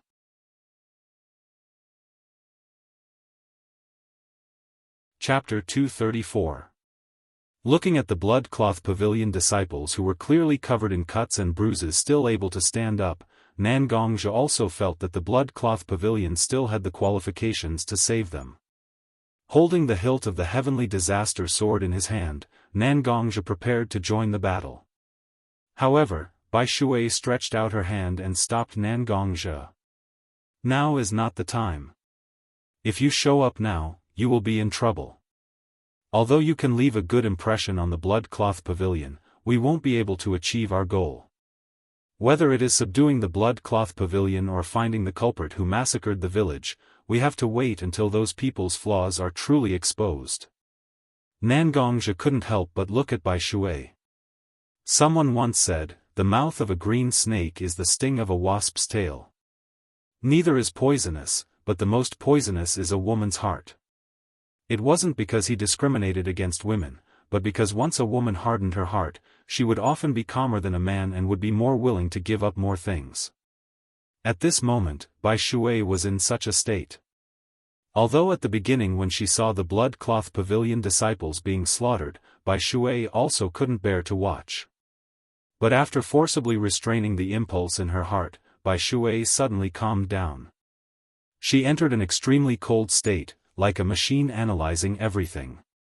Since people had already died, then it didn't matter whether more or less died. Since in order to achieve the goal, there was no harm in sacrificing more. The same principle was actually the same as when a girl bought things. After clenching her teeth and stamping her feet to buy a super expensive thing, when she saw other things that she liked, she would also buy them without hesitation. In any case, she had already bought such expensive things, buying more or less would only end up eating dirt. So, she might as well enjoy herself first and buy this could also be regarded as a disguised form of smashing a broken jar, right? Let's look at the battlefield again. Although the blood cloth pavilion disciples were all roaring towards the sky, their expressions were as if they would directly fight to the death with the Akatsuki organization as long as someone gave the order. However, Xiao Nan's face was still as indifferent as ever. She gently lifted her foot. Conan took a few steps forward, and almost reached the center of the battlefield. "Since you are so unconvinced, then how about we have a battle? We will each send a team of people from our own faction, and fight in a melee. If the other side is completely defeated, then we will win. If our Akatsuki organization wins, then your blood cloth pavilion will be integrated into Akatsuki organization, henceforth no disloyalty. Once our Akatsuki organization loses, we will immediately retreat, and never take the initiative to invade blood cloth pavilion. Sasori, Dara, come. Them and me, this is our lineup." Hearing Conan summon, Sasori and Deidara also came out from the Akatsuki's ninja's position, although Deidara looked unhappy. Sasori and Sasori was to Sasori to were. "As for you all, you four with cloth pavilion with you."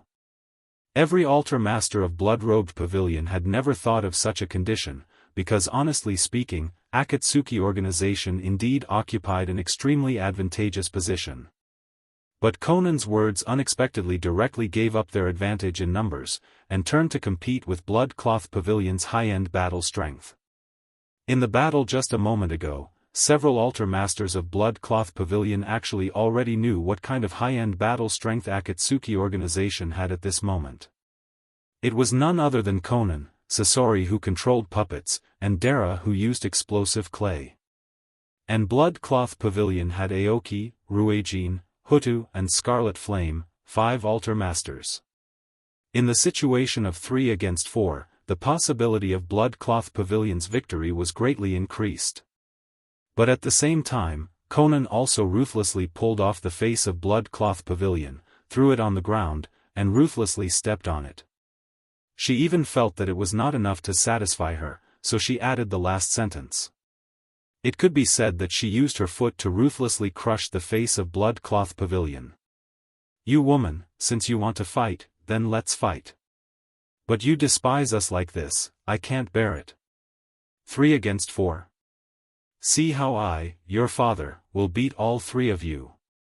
Scarlet Flame directly took out his long blade, and looked at the 3 people of Akatsuki organization with an angry face. Aoki hurriedly stepped forward and pulled Scarlet Flame's arm.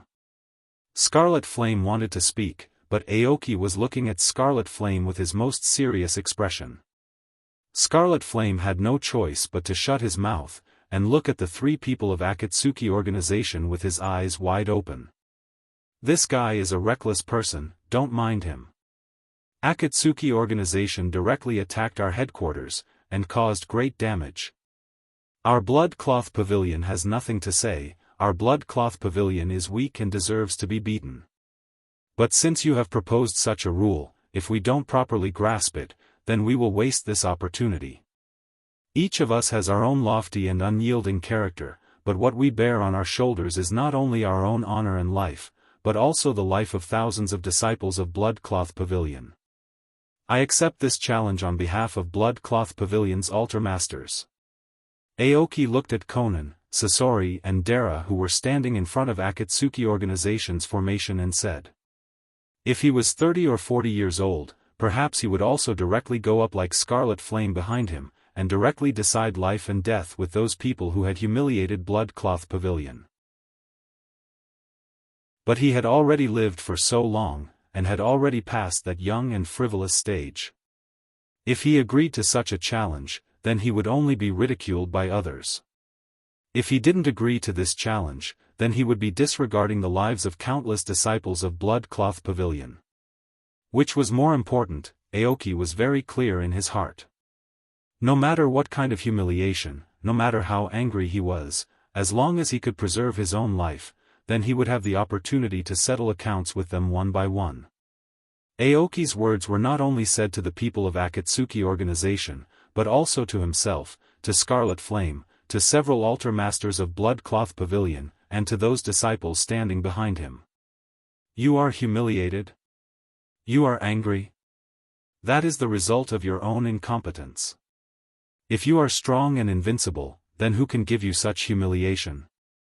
All the bad situations in this world are caused by the incompetence of the people involved. Scarlet Flame obviously understood the meaning of Aoki's words, and the hot blood that had rushed to his head also slowly faded away. At this moment, Scarlet Flame didn't have the same kind of exaggeration and recklessness as before, instead he was very silent. Silently holding his long blade, he silently stood in front of Aoki, and silently looked at those ninjas of Akatsuki organization who had caused great humiliation to Blood Cloth Pavilion.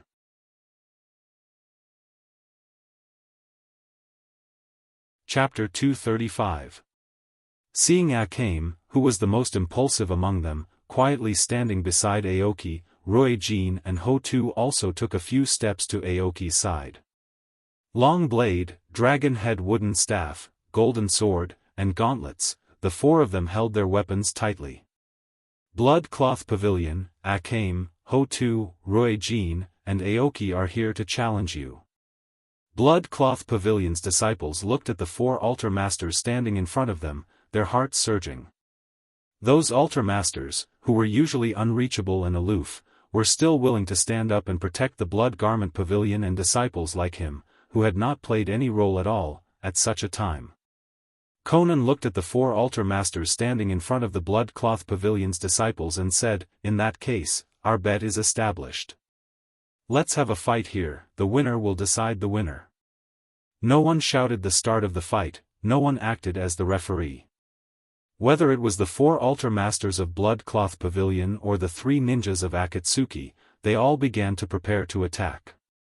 Deidara stretched out his hands, and pieces of clay were spat out by the mouth in his palms.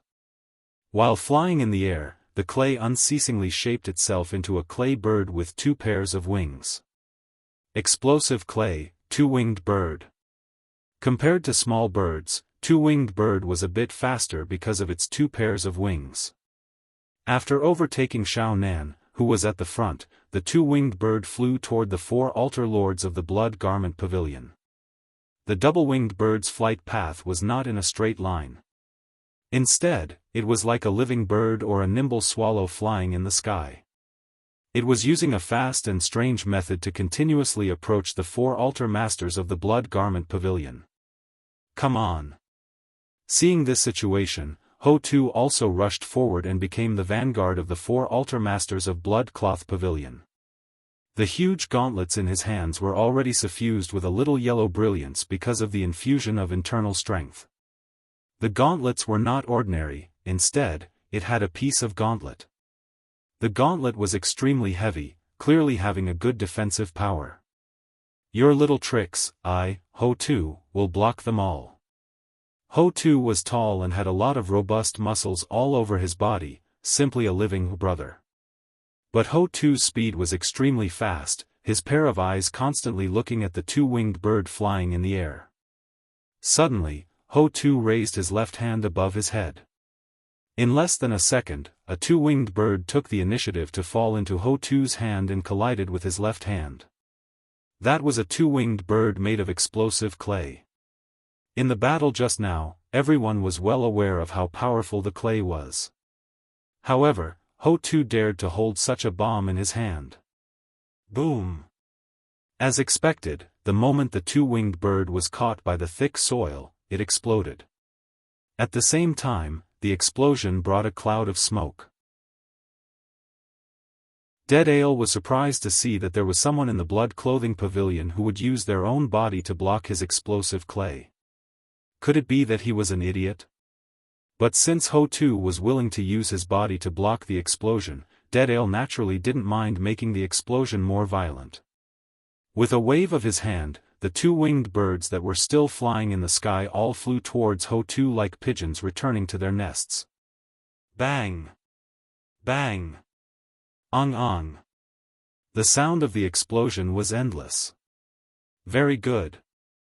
The battle had just begun, and he had already taken down one of the Blood Clothing Pavilion's forces. Now that the number of people on both sides was tied, the battle would be much easier.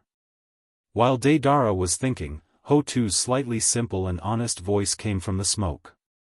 This kind of attack is really troublesome. It makes me feel dirty.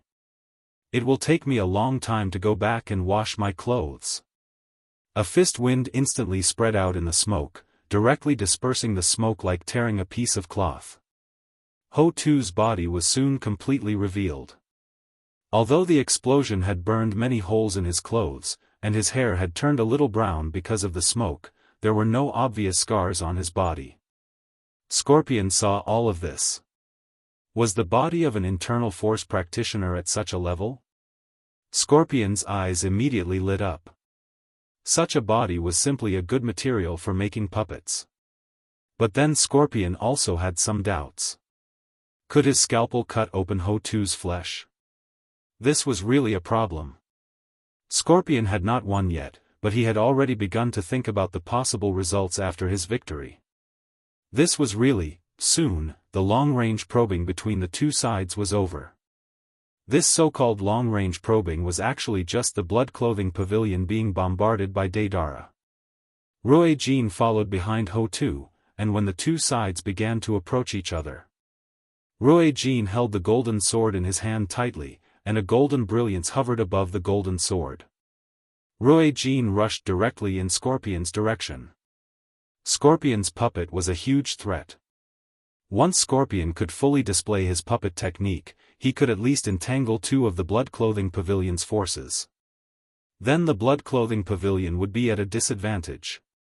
As long as he could take down Scorpion as soon as possible, the blood-clothing pavilion would have enough strength to deal with the explosive clay thrown by Daedara and defeat Lil Nan. Go to hell. Unlike Nangong's swordsmanship that focused on sword momentum, Rui Jin's swordsmanship completely increased his speed to an unparalleled level. Not only his swordsmanship, but Rui Jin's movement was also extremely fast. In a few flashes, he had already arrived in front of Scorpion.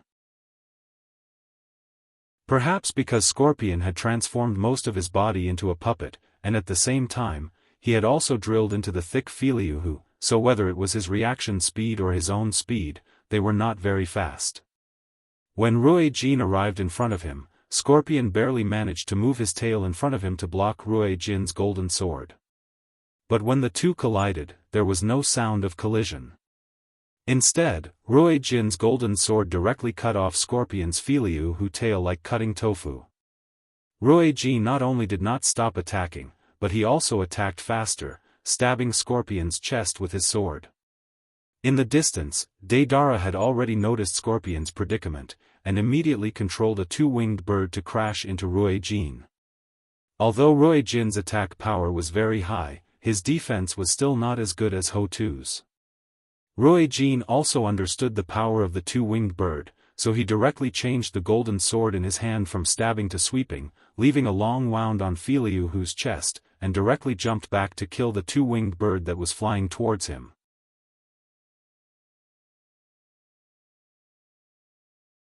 Chapter 236. Looking at Rui Jin, who was standing in front of him, even though his heart had become a little slow after being transformed into a puppet, it was filled with an emotion called fear at this moment. Just a little bit, just a little bit. If Daedara didn't control the winged bird in front of him in time to restrain Rui Jin's sword, he would have been penetrated by Rui Jin's sword. He has indeed transformed most of his body into a puppet, and if there are any broken parts, he can replace them with spare parts, but his heart has been transformed by himself into his own power core and his consciousness. If Rui Jin's sword really succeeded, his heart would have been pierced. You really can't be underestimated. Because of the crisis just now, Sasori also said to Rui Jin very seriously. Rui Jin held the golden sword in his hand in front of him, the tip of the sword was slightly raised, and looked at Sasori very coldly and said, I am the altar lord of the Blood Cloak Pavilion, this kind of strength is what I should have, isn't it? Sasori didn't answer Rui Jin's words, but opened the scroll on his back and laid it flat on the ground. There were various inscriptions written inside the scroll, and Sasori made several seals inside the scroll to activate the spells applied on the scroll. After a burst of smoke, a person with fluffy and long blue hair wearing a black cloak appeared in Rui Jin's sight. Although it's called a person, it's actually not a person, because the person's face has an obvious structure like that of a puppet. However, this puppet exuded an extremely powerful aura, as if it was really a living person. This is my most complacent puppet, your strength is worthy of me letting it reappear in the light of day. The legendary strongest Kazekage of Sunagakure, the 3 generations Kazekage. Sasori's tone was still low and hoarse, but Rui Jin was keenly aware of a trace of excitement from Sasori's tone. I didn't expect that the missing 3 generations Kazekage of Sunagakure would actually be in your hands, and even be made into a puppet by you. Poor hero of a generation, in the end, he will become a weapon in the hands of unworthy descendants. The ideology of the Blood Cloak Pavilion is relatively conservative compared to the shinobi world. Respect for the dead and basic respect for the strong is a widespread concept in the Blood Cloak Pavilion. 3 generations Kazekage was the Kazekage of Sunagakure where Sasori came from. He and Sasori had a bit of relationship, but Sasori turned the Kazekage of his village into a puppet. It was really unacceptable. Shut up. As if Rui Jin's words had stung Scorpion's nerves, Scorpion hysterically rebuked Rui Jin, what do you know? Humans, as long as they were still alive, would always have to face the threat of death. I let Kazekage become my eternal art. Even after his death, there will be countless people who will remember him for what he did. There was no more death, only eternity. This is what true art looks like. Scorpion's body was still hidden in Filiu's body, but strands of chakra threads extended out from Filiu's body and connected to the 3 generations wind puppets. Let me show you how powerful eternal art is. Puppet Jutsu, Thousand Hands Technique. The arms of the 3 generations Kazekage stretched out from the black cloak. The pale arms and the aura of defeat all proved that the 3 generations Kazekage had died. There were also many talismans on the arms. When Scorpion shouted the name of the technique, the talisman seemed to be activated. The arms of the 3 generations wind puppets quickly duplicated under the effect of the talismans, densely attacking Ruijin. If the number of arms was less, Ruijin felt that he might have a chance to escape. But at this moment, there seemed to be at least hundreds of thousands of arms in front of him, attacking him from different directions, and the speed was extremely fast. Ruijin's figure kept retreating, but he still couldn't catch up with the speed of the arms. Ruijin's eyes became particularly sharp at this moment, as if he had decided something. His speed increased again, but this time he didn't retreat, but hit the place where the arms were the most concentrated. If he blindly hoped to avoid Scorpion's attack, it would only consume a lot of his stamina and put him in a more dangerous situation later. So at this time, it was better to directly face the difficulties and seek survival in death. Stupid. Seeing Ruijin directly rushing towards the arms he had summoned, Scorpion coldly said such a sentence. These were not just ordinary arms, Scorpion had also modified a lot of mechanisms. Once surrounded, he would face endless hidden weapons and poisonous smoke. Seek survival in death? It's not that no one wanted to deal with this method, but everyone who did so would only become a corpse with countless wounds and hidden weapons. Moreover, Scorpion didn't intend to slowly trap Ruijin to death. His companions were also fighting at the moment. Once he won, his side would be able to reduce the number of opponents to 3. If only comparing the individual combat ability, Blood Clothing Pavilion couldn't compare with Akatsuki Organization. Otherwise, at this moment, not far from him, Akame and Aoki wouldn't be entangled with Conan so hard, and Ho2 also wouldn't go all out to prevent Deidara from using his explosive clay to break the deadlock. Under the control of Scorpion, 3 generations of wind puppets pulled out their arms from the cage formed by countless arms. Although they were puppets, but 3 generations of wind puppets began to quickly make hand seals. Magnetic Release Iron Sand Sword. 3 generations of wind puppets spat out such a blunt word, but the effect was extremely significant. Grains of black iron sand slowly floated up from the soil, forming black swords. 3 generations of wind puppets raised their hands, and several black iron sand swords were inserted into the cage formed by arms, and the mechanisms in those arms had already been activated by Scorpion. From time to time, green or purple smoke would flow out from the gaps in the iron sand swords. Scorpion nodded, and felt that the threat of Ruijin had been eliminated, so he turned around and looked towards the direction where Conan, Aoki and Akame were fighting. Deidara and Ho2 were fighting back and forth. No matter what kind of attack Deidara used, Ho2 would receive it one by one. And each bombardment of Ho2 would also be dodged by Deidara, relying on his advantage in the air.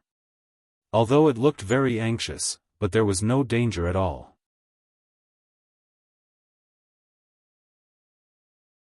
Chapter 237.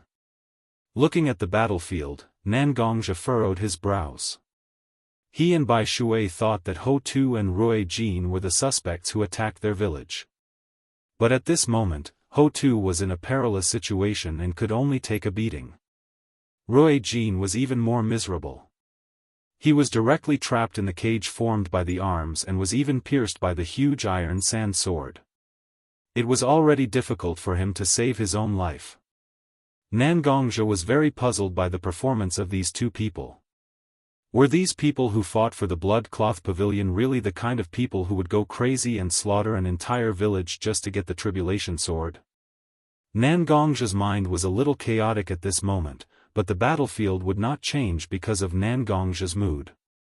At this moment, Scorpion was controlling Fei Lu Hu to slowly approach the battlefield where Xiao Nan, Qingmu, and Qi Yan were fighting. Qi Yan's long sword was also injected with a large amount of internal strength. At this moment, his internal strength had turned into a thin film that covered the weapon, increasing its power. Instead, his internal strength completely overflowed from the long sword, entangling with each other like a burning red flame on the long sword. Conan kept using her paper dance to control the paper to attack Akane, but every time a piece of paper came into contact with Akane's long sword, it would ignite as if it had come into contact with fire. Not only Qi Yan, but Qingmu also attacked Xiao Nan with his dragon-head wooden staff from time to time. Although Greenwood was old, the strength in his hands was extremely great. The dragon-head wooden staff in his hands was swung around vigorously, creating a gust of wind. Every time Xiao Nan's height decreased, Aoki would use his internal strength to increase his jumping ability. He would directly jump into the air and fiercely hit Xiao Nan. Although the paper dance didn't consume much of Xiao Nan's internal strength, controlling the white paper to turn into wings to let her fly in the air began to consume some chakra. In this way, Akane's attacks were constantly worn down by Akane, and Aoki repeatedly prevented him from landing on the ground to recover his chakra. At this moment, Xiao Nan's chakra had decreased by almost a third. She was in a dangerous situation. Scorpion seemed to have noticed this, so he gave up helping Deadale to destroy Ho Tuesday. Instead, he walked towards Xiao Nan, wanting to fight the enemy together with her. Magnetic release, iron sand attack. 3 generations of wind shadow puppets spat out these words. A large amount of iron sand particles that were extracted from the soil to form the iron sand sword emerged from the ground. It was as if the iron sand had a life of its own. In an instant, it formed a huge rotating arrowhead that attacked Red Flame. At this moment, Scarlet Flame was also struggling to block the paper that Xiao Nan shot at him. He had no way to divert his attention to Scorpion's iron sand drill.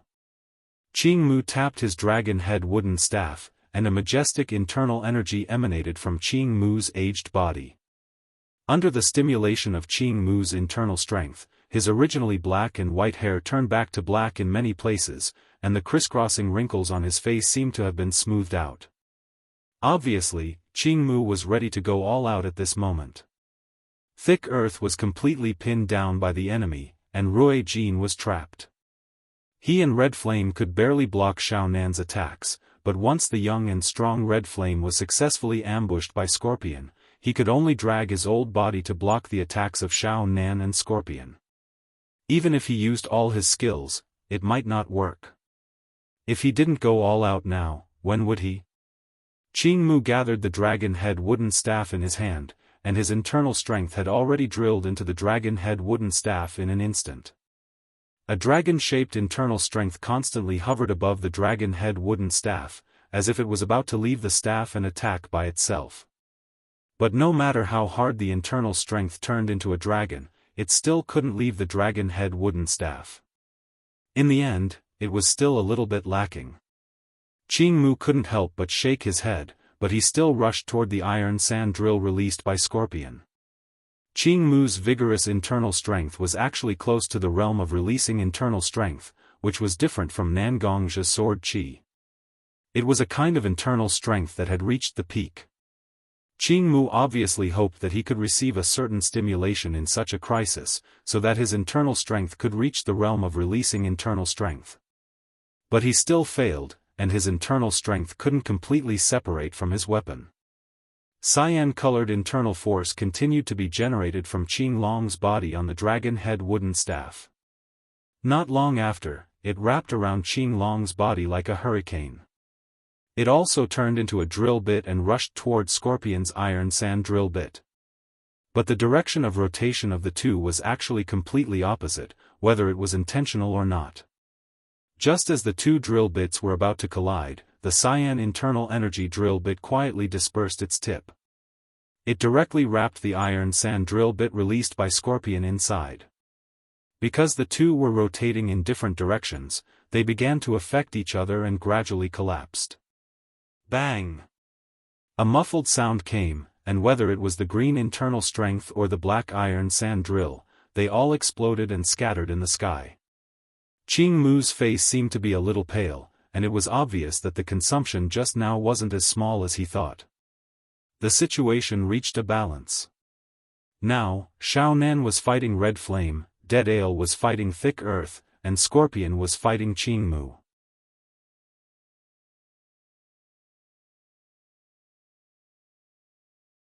Chapter 238. Conan opened her hands, and a burst of chakra visible to the naked eye surged on Conan's body.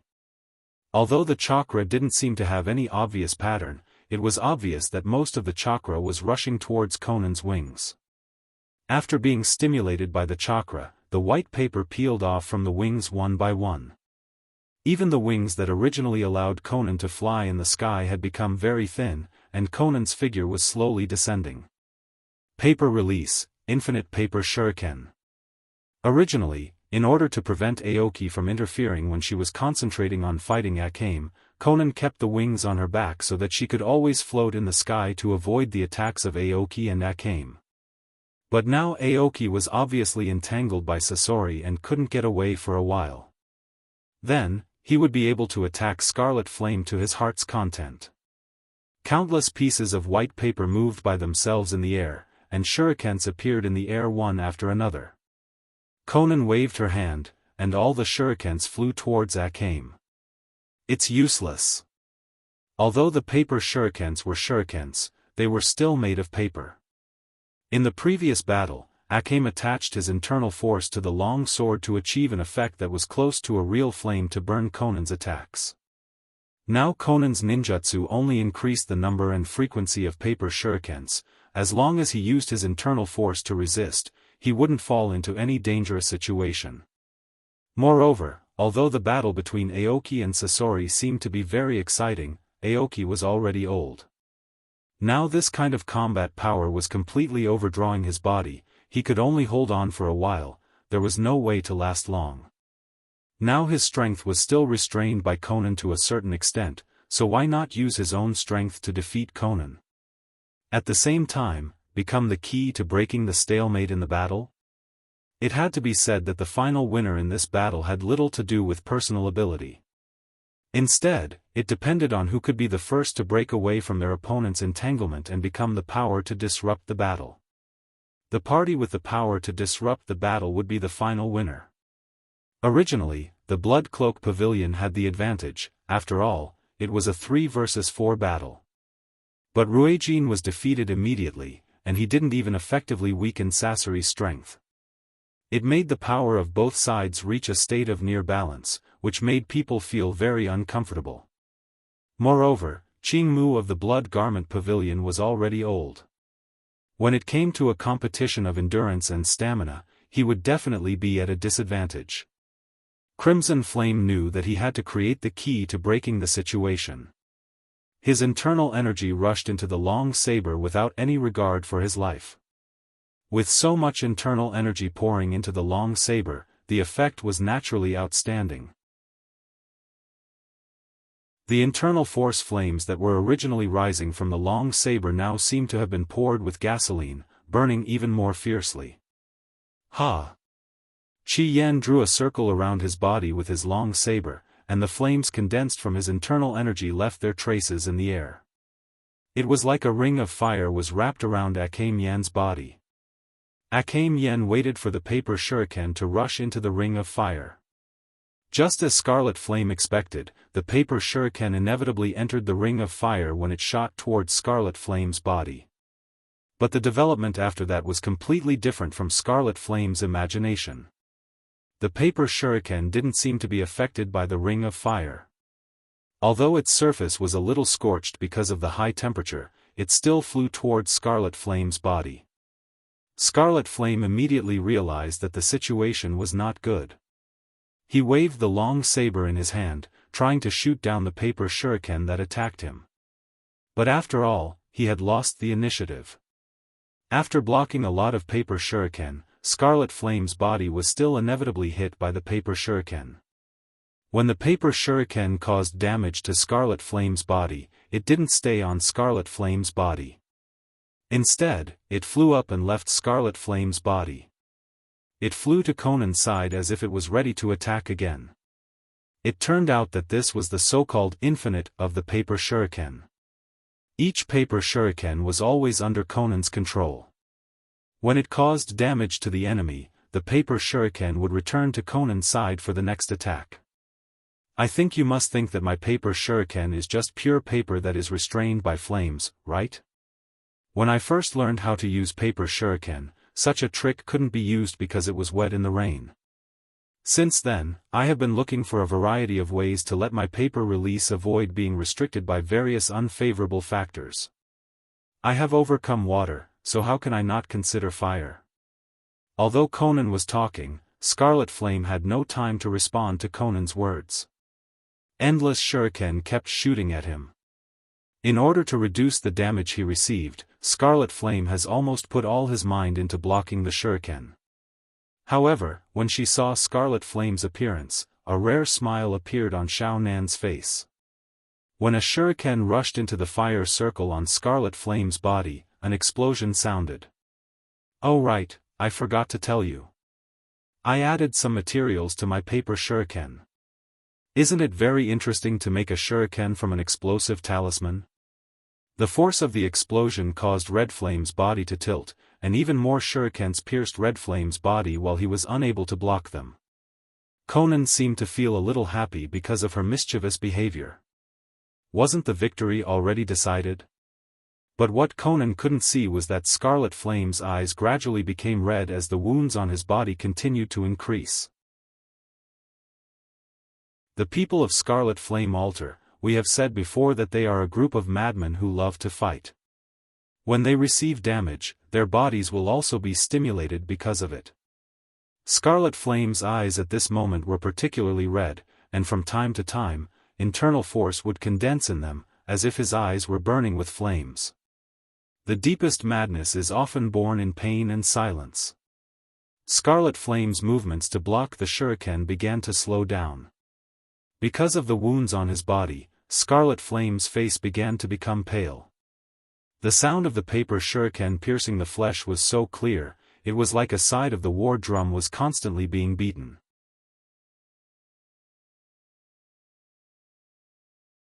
Chapter 239.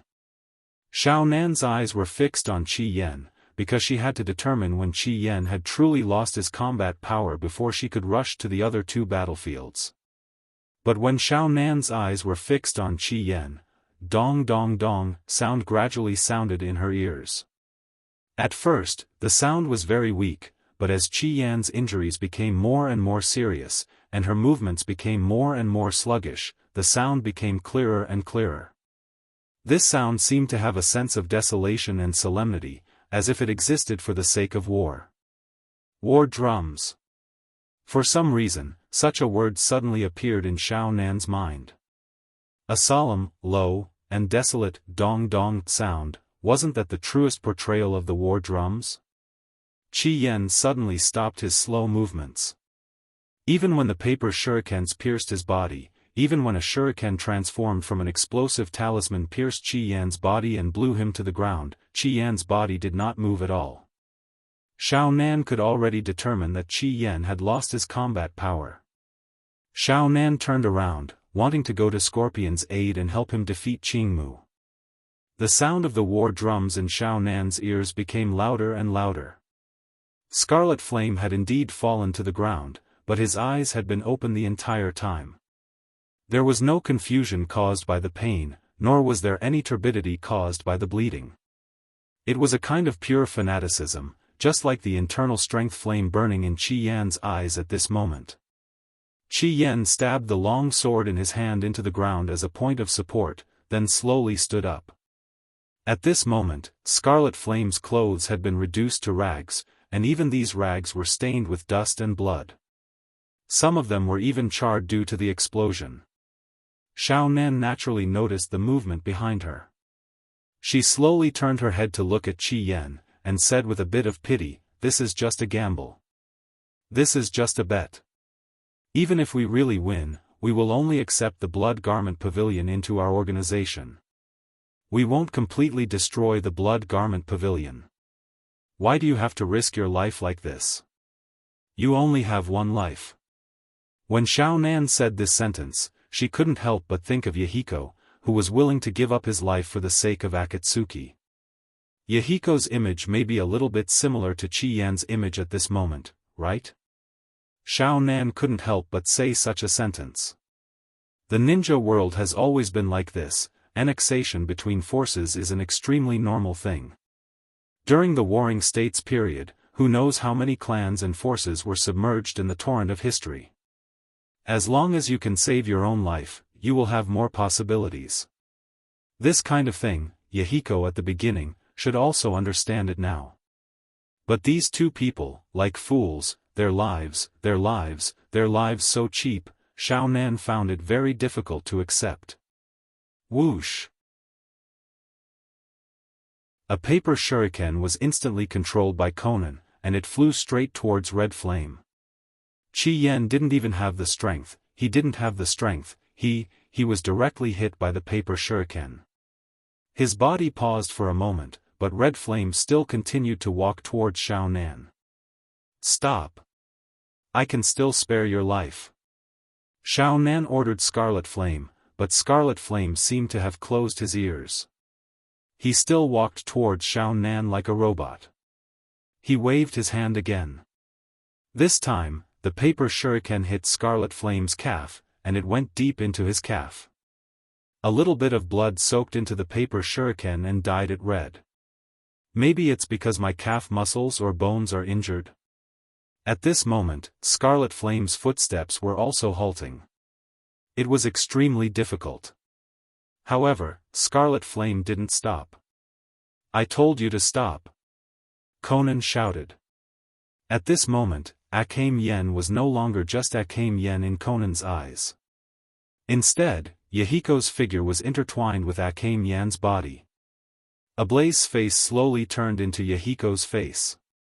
When Conan looked at Akame's face, it was as if she was looking at Yahiko, who was determined to die. Another shuriken shot out, this time directly piercing Scarlet Flame's arm that was holding the long blade. Blood flowed from the wound and even reached the edge of the long saber. Originally, Scarlet Flame used the long blade as a support point to support himself, but now, every time the long blade was stabbed into the ground, a small pool of blood would be left on the ground. Stop! Stop! Stop! Stop! Xiaonan screamed hysterically. And every time Little Nan yelled, a paper shuriken would shoot towards Red Flame. Scarlet Flame's face was more and more like Yahiko's. Even now, Scarlet Flame's figure had completely changed into Yahiko's image in Conan's mind.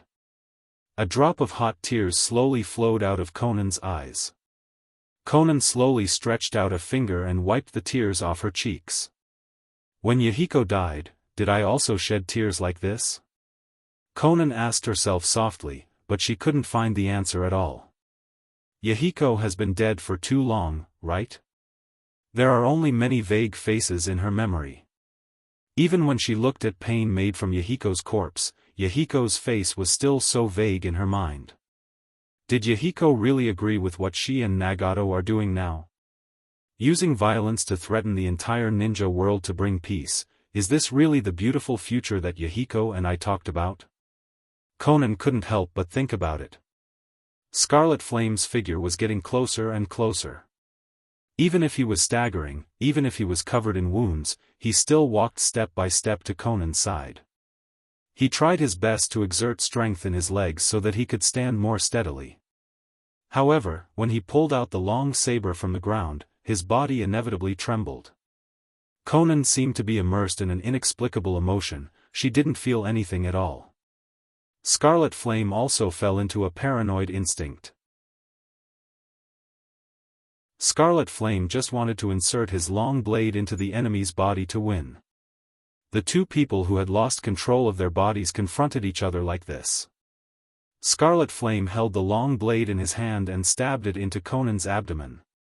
The silver-white blade continuously caused the enemy's blood to flow out along the blood groove. At this moment, Scarlet Flame seemed to have lost the last bit of strength to support his body and fell to the ground.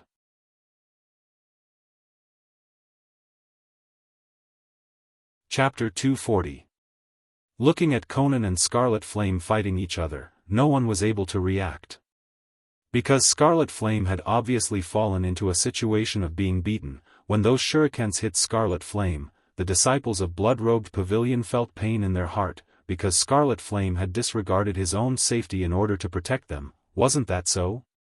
Numerous disciples of Blood-Robed Pavilion wanted to rush up and bring back their altar lord, so that he wouldn't disregard his own life like this.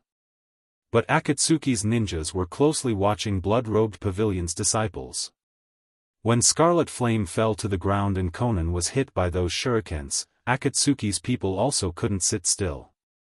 Many people directly came up and wanted to pull Conan back to their camp for treatment.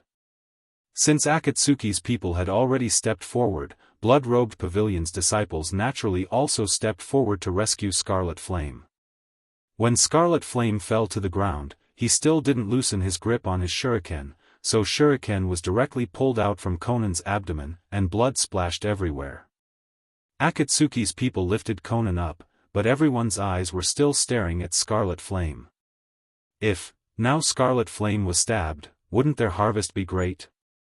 But Blood-Robed Pavilion's disciples also saw the expression of Akatsuki's people, so they also closely stared at Akatsuki's people. Don't worry about them, bring Scarlet Flame back for treatment as soon as possible. Aoki had also been paying attention to Scarlet Flame's battlefield. When both sides began to confront each other, Scarlet Flame also opened his mouth to remind Blood-Robed Pavilion's disciples not to be impulsive and delay the treatment of Scarlet Flame's injuries. Sasori also stopped his attack on Aoki, and said to Akatsuki's people, "First bring White Tiger back, Blood-Robed Pavilion's people don't need to care so much." Hearing the instructions of their leaders, both sides' ninjas and disciples also nodded their head, then brought their injured side back to their camp. When all the dust settled, when Sasori and Aoki were preparing to fight again, Sasori's eyes looked towards that arm cage formed when he used countless arms to trap Ruijin. At this moment, for some unknown reason, the arm cage unexpectedly began to slowly tremble, as if someone was carrying out a very high-intensity attack inside it. How could this be? Scorpion had great confidence in his poison and hidden weapons. When Ruijin entered the arm cage, Scorpion thought that Ruijin would not come out alive. Scorpion even used his iron sand sword to kill Ruijin. How could Ruijin come out alive? But perhaps things were just so unpredictable. Ruijin was indeed still alive. Crack, the sound of fragments falling to the ground was very obvious. Everyone saw the cage of arms shake violently, and the arms began to fall off one by one. A hole large enough for a person to pass through appeared in the arm cage. The purple and green poisonous fumes seemed to have found a place to vent as they started to flow out from the hole. A golden blade emerged from the thick smoke. The dazzling color of the blade could be seen clearly in the thick smoke. Ruijin's body came out from the hole along with his golden blade. Ruijin was not unscathed. On the contrary, there were a lot of wounds on his body, and a little bit of blood seemed to be unceasingly seeping out from those wounds. But Ruijin's mental state was very good. The unceasingly escaping aura from his body proved that Ruijin was perhaps in the best state in this battle. Ruijin also turned his head to look at the surrounding battlefield. Ho-Tu was barely able to hold on, and Deidara was also unceasingly launching various attacks on Ho-Tuesday. Both of them were still exchanging blows. Looking at the battlefield of Aoki and Sasori, Aoki's body already had a lot of wounds. Although his mental state was still very high, but it was very obvious that Aoki had forcibly stimulated his body. And at the place where the members of Akatsuki and Blood Clothing Pavilion were gathered, Conan and Akame were surrounded by a group of people in charge of medical treatment, and were undergoing emergency treatment. When Ruijin understood the situation of the battlefield, he directly rushed towards the direction of Aoki with his golden sword. "How are you? Did you suffer any serious injuries?" Seeing that Rui Jin was already standing beside him, Greenwood asked with a slightly worried tone. Because the smoke inside the arm cage had already dispersed, and Aoki could still barely see the concealed weapons inside. We can still fight, we have to deal with this guy as soon as possible. Then we will rush to the rescue of Ho Tuesday. The victory of this battle will inevitably belong to Blood Clothing Pavilion. When Rui Jin said that, the golden sword in his hand was slightly trembling. It seemed like he was excited to fight to his heart's content. After all, before Rui Jin could fully display his fighting strength, he was already trapped inside the arm cage, and was temporarily out of the battle. At this moment, a slight smile appeared on Aoki's old face. The current situation for Blood Clothing Pavilion could be said to be very good. Just a moment ago, when Akame and Conan were fighting fiercely, it was not like he didn't do anything. The clothes on Sasori's body were completely destroyed by Aoki, and Fei Liuhu's body was exposed. There were even spiderweb-like cracks on it. Obviously, it was hit a few times by Aoki's dragon head wooden staff. Although Aoki is old, whether it is experience or internal energy storage in his body, Aoki is one of the best existences. Whenever Sasori reveals the slightest flaw, Aoki will not let it go, instead, he will attack fiercely. If Aoki was in his prime, even if he slowly consumes his strength, Sasori will definitely lose. Not to mention that he now has Rui Jin on his side. Taking down a ninja like Sasori who mainly relies on puppets to attack, and his own strength is not that strong, it's still easy and pleasant. Rui Jin held the golden sword in his hand horizontally in front of him, and waves of internal force continued to pour into the golden sword. The golden light gradually turned into light spots, and slowly revolved around the golden sword. Aoki also held the dragon head wooden staff in his hand with both hands, and his eyes were very sharp. Sasori is like a prey waiting to be slaughtered at this moment. As long as he and Rui Jin attack, they will be able to take him down as soon as possible. After that, the three of them will attack Dead Ale together, and Blood Clothing Pavilion will win. You're tuning in to the Xiaofan's Wuxia Tales YouTube channel. Don't forget to subscribe and join us on this journey to catch the most captivating stories.